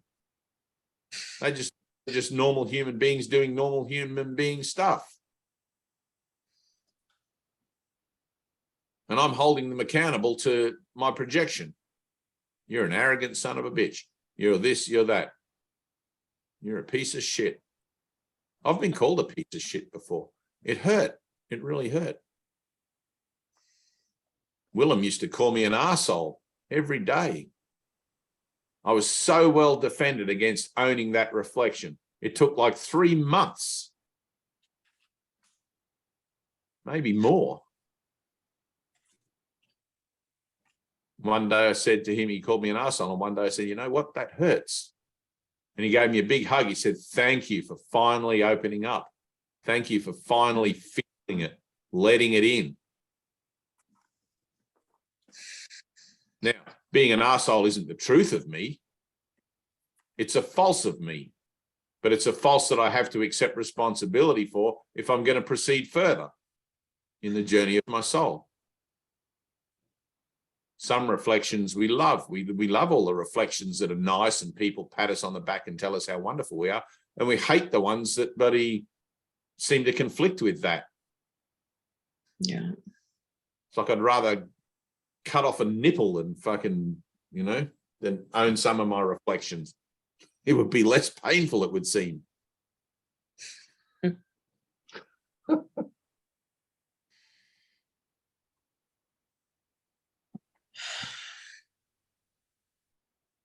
Own it. Bibiana, own it. Gemma, own it.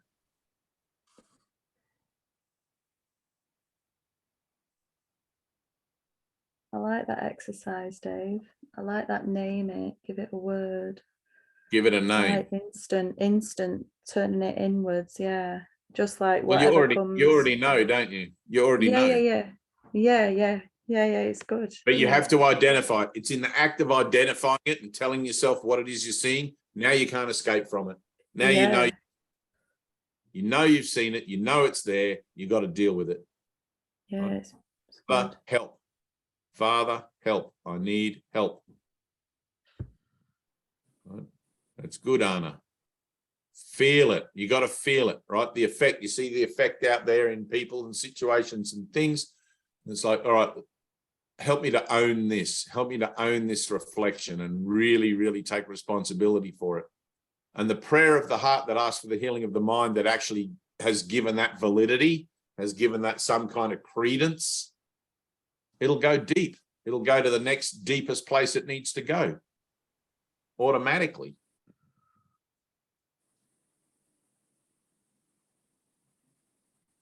What's happening with you, Gemma? Just in that little exercise, what was coming up for me in then? Or do you general. mean in general? In general. So I feel like I've it's funny you mentioned a river or something as you came on, and I visualized, feel like I've been in a bit of a slipstream, and the river's going really, really fast.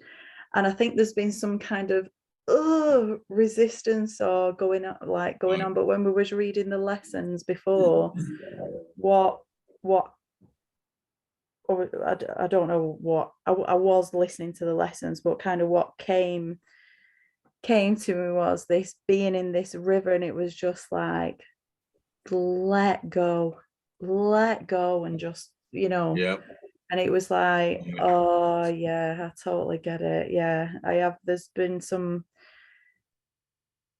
kind of fear there, blocks of fear, fear of oh yeah, I can feel that fear of being judged. Right.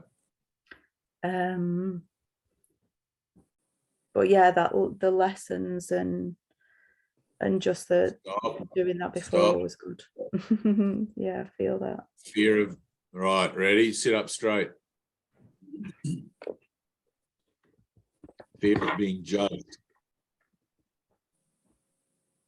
Look at it. Fear of being judged. See what's there for you. Is there anything there still? Is that still a current fear, a valid fear? Is it still something there? Yeah. All right, sit there. Draw your circle. Fear of being judged. I'm not separate from you.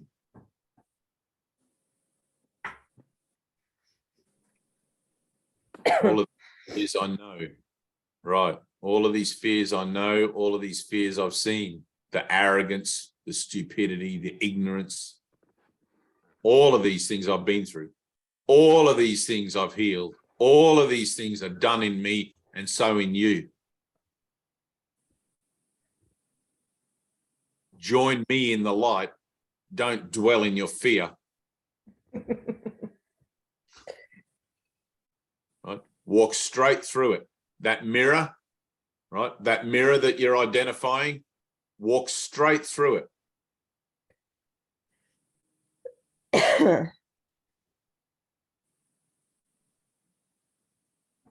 Anna, same thing. Tina, same thing. A reflection cannot tell you who you are.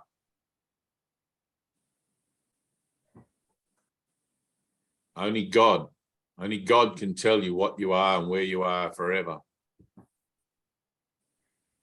Is it that there's a fear of being judged by God?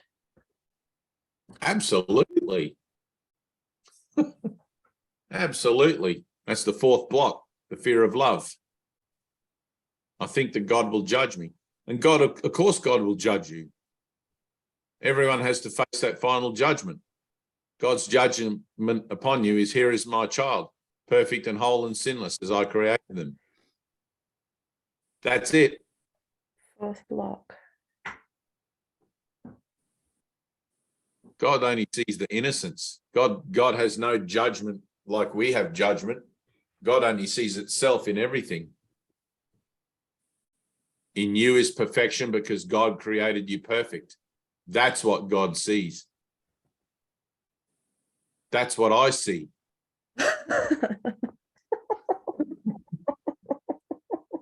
I still have to deal with the particulars, you know. It's like Jesus had these disciples, all of that, and you'll have yours. You know, when you go to your monastery and you have people come to your monastery and you listen, some, you know, the perfection in them, but you still have to listen to their gobble.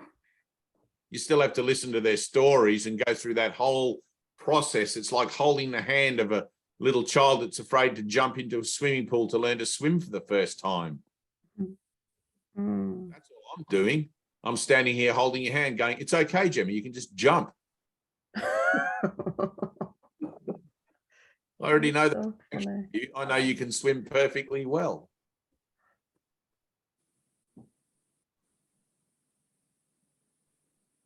There's something coming through that. It's gonna pop right, good. soon. Breathe. I know it's going to pop soon. I've been telling you that. Just breathe and let it happen. You're on the cusp of a really, really profound shift. Revelatory, I wouldn't mind saying. Wow. You've been coming up against it for quite a while. Draw a circle.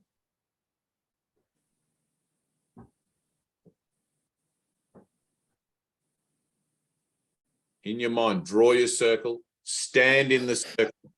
Fear of being judged.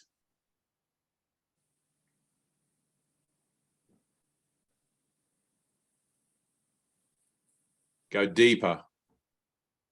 Fear of being judged. Go deeper.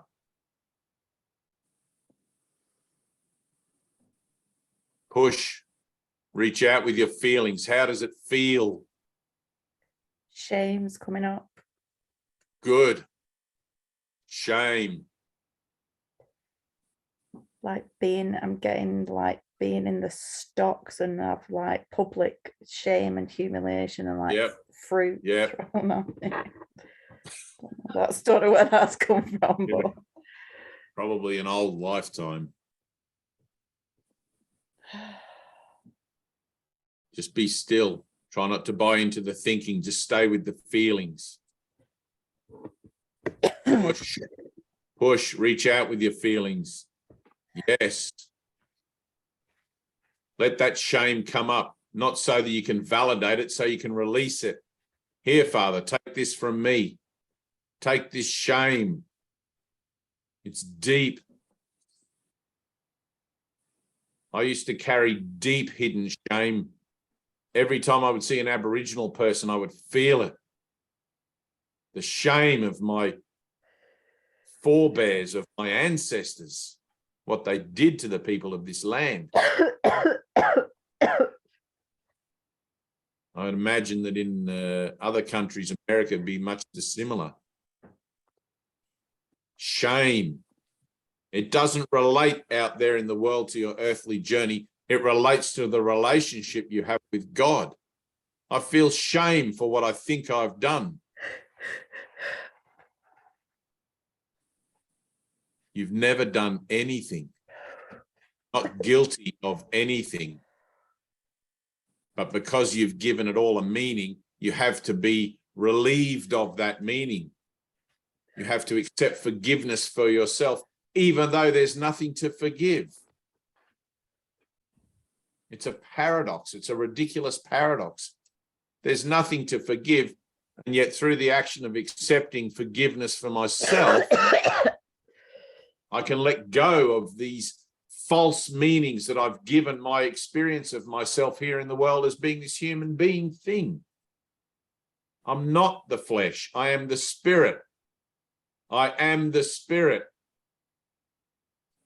Breathe, Gemma. Anna, breathe. It's a good place to go into that dark, fearful, arrogant, shameful. This is a journey into fear. That's why we're here. We're here to do the work. It's not always nice. But what's worse is dilly-dallying around on the top, not getting the work done, dragging it around with us for another 100 years. Let's be about our Father's business, which is love, and let go of all of this within us, which is not love, which we have told ourselves is our lot in life. You are not shameful. You are not arrogant. Yet in this world, those are lessons in release. Those are opportunities for self-healing and self-love. Oh, I am arrogant. Hooray. I am shameful. Hooray. Yep, I'm all of those things. Yep. Eventually, you'll be able to accept all of those things without them having any kind of emotional impact. Be like, yeah, of course I am. I'm one with everything on earth. Why wouldn't I be arrogant? Why wouldn't I be stupid? Why wouldn't I be all of these things that I see in others? I've been projecting it out onto others. Whoops. I better choose to see things differently.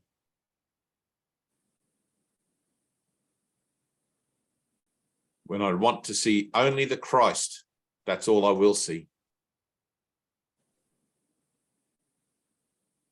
Till then, one day at a time, one lesson at a time. Use the mirror.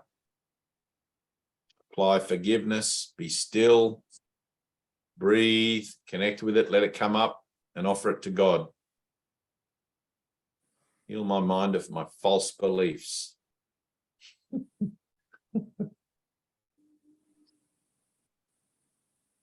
Good. Go deeper, Gemma. Anna, look at that relationship again. Look at that one you used before in the mirror, Anna. Look at it again. Push. Feel into it. Don't just look on the surface. Feel into it. Good.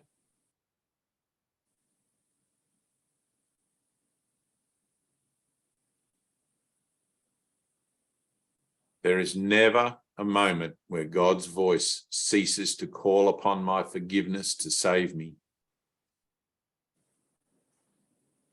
Never a moment. This moment, this moment, this moment.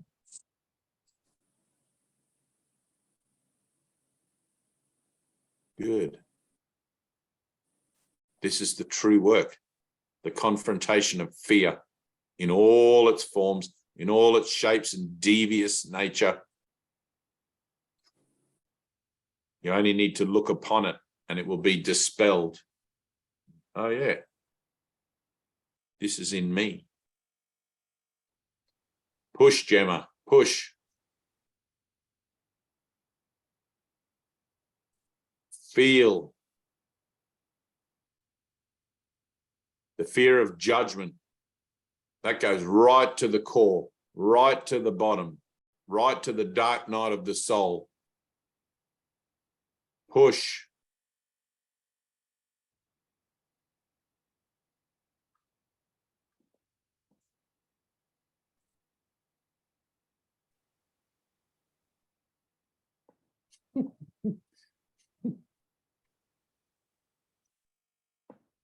I only judge myself.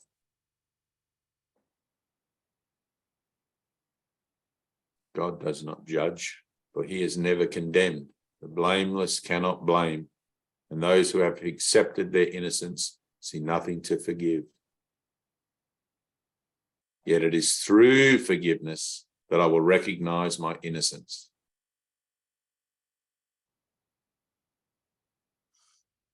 It seems to be a contradiction. It seems to be a paradox.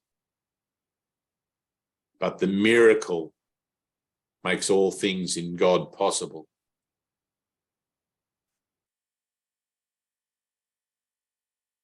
Push, Gemma. Feel. Let yourself go where that's waiting to go. Let yourself go to the bottom.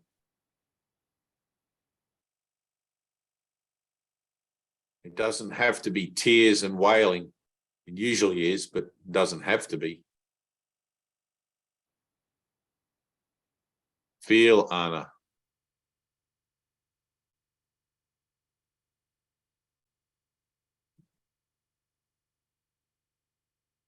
I don't actually know anybody who's who's made a confrontation with fear joyously.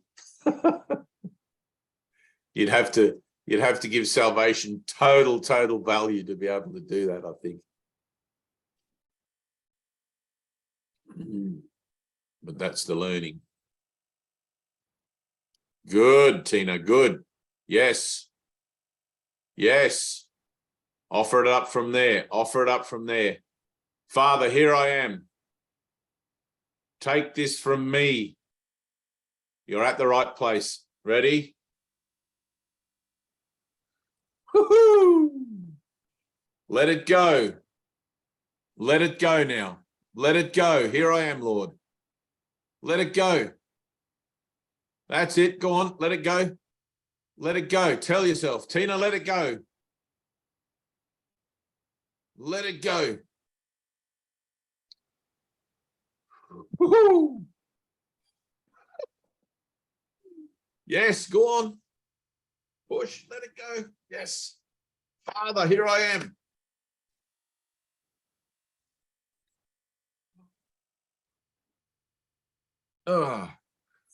Woo-hoo! Woo-hoo! Yes. Push. Gemma, push. Anna, push. Bibiana, be still. An association of light. You can feel the frequency. You can feel it. Reach out. Connect.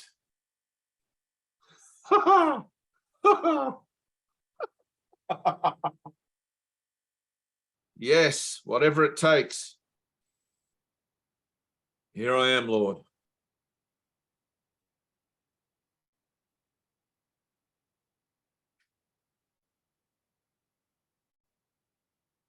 Ooh. Woo-hoo. Woo-hoo. Yes, good.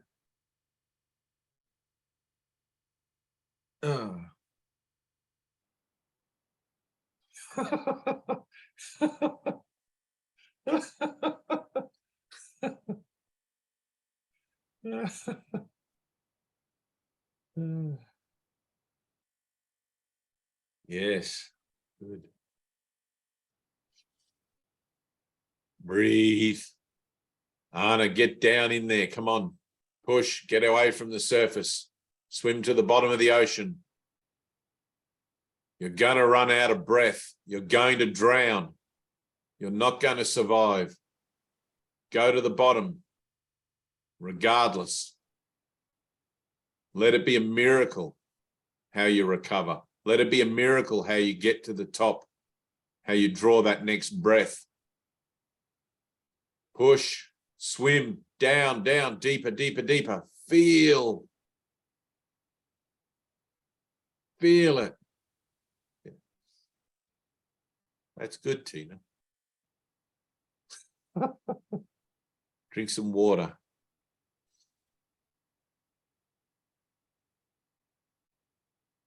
Push, Anna, push. Surely you're done with this by now. Yes, there you go. There you go. Push, keep pushing. Feel, reach out with your feelings. Reach out. Own it. Totally take responsibility for it.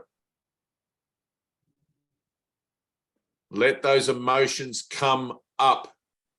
Stop trying to put a damp on them. Let them come up. You ready, Anna? We would not hide anything from our Father.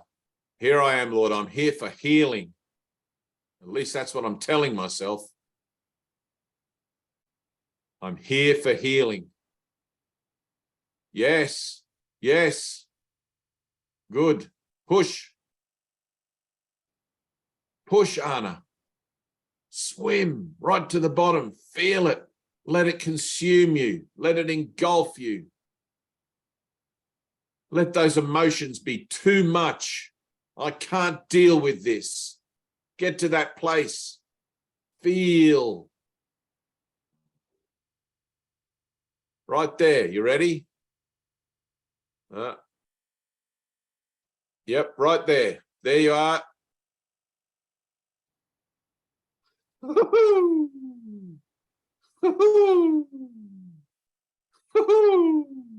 Go on. Let it go. Here, Father, take this. Father, take this from me.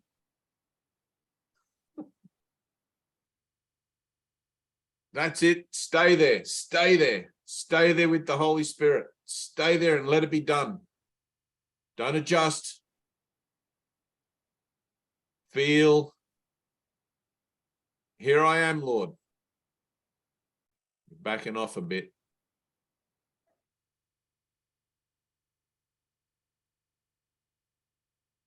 Go on. Breathe. Yes.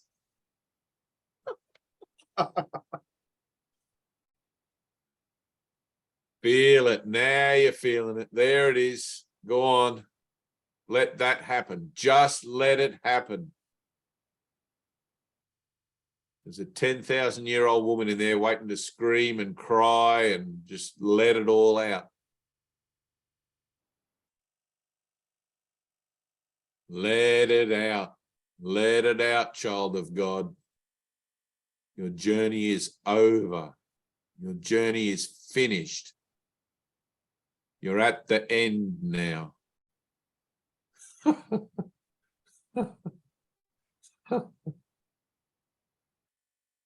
Just a little bit of debriefing, a little bit of healing, and we're done. Breathe.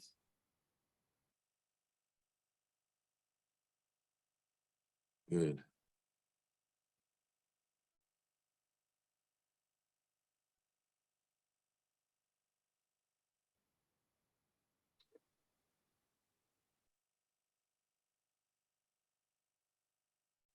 There's always this moment of trepidation. There's always a little moment of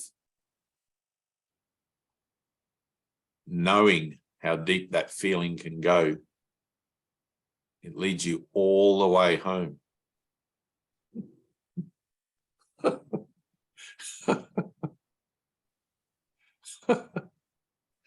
It leads your false self to your true self. And when you get there, one cancels out the other.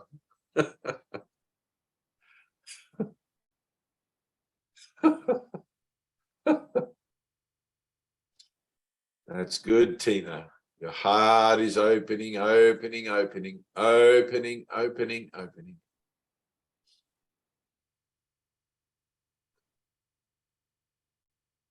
It's good, Anna. Push.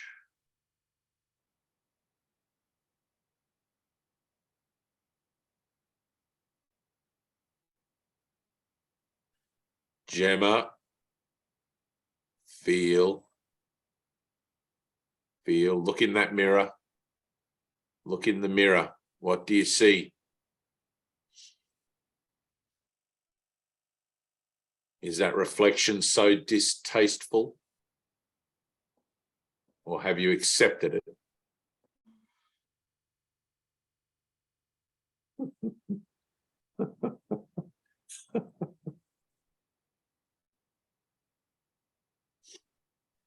Yeah, I need to look at all my relationships and really use that exercise to really do some clearing. Right.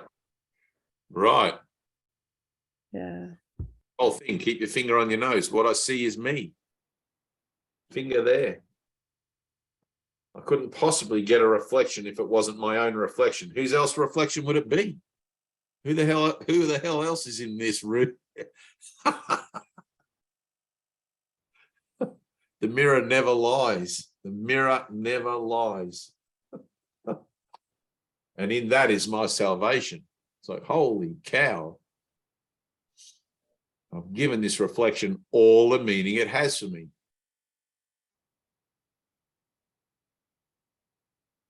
I'm learning to be in the world, but not of it. In the world, but not of it. I am the observer, the passerby. But I can't be the observer whilst I'm still attached to my reflections, good or bad. Yes. Yes.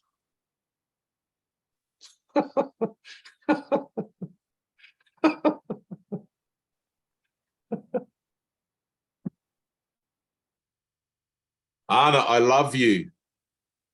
I love you. I love you. I love you. Anna, I love you. You are loved and you are loving. You are loved by me unconditionally. I don't care what kind of a doofus you are. This is Doofus Club. You're in the club. Welcome. Welcome, fellow doofus. Remember that class we had with the pointy hat and pastor hat? Right. I'm gonna have to go, Dave, and everybody, but thank you. I love Yeah, you. I'm going to go and have some breakfast. I love you guys. Love you. Bibiana, Bye. Yes. go thank out you. and do something challenging. That's your homework.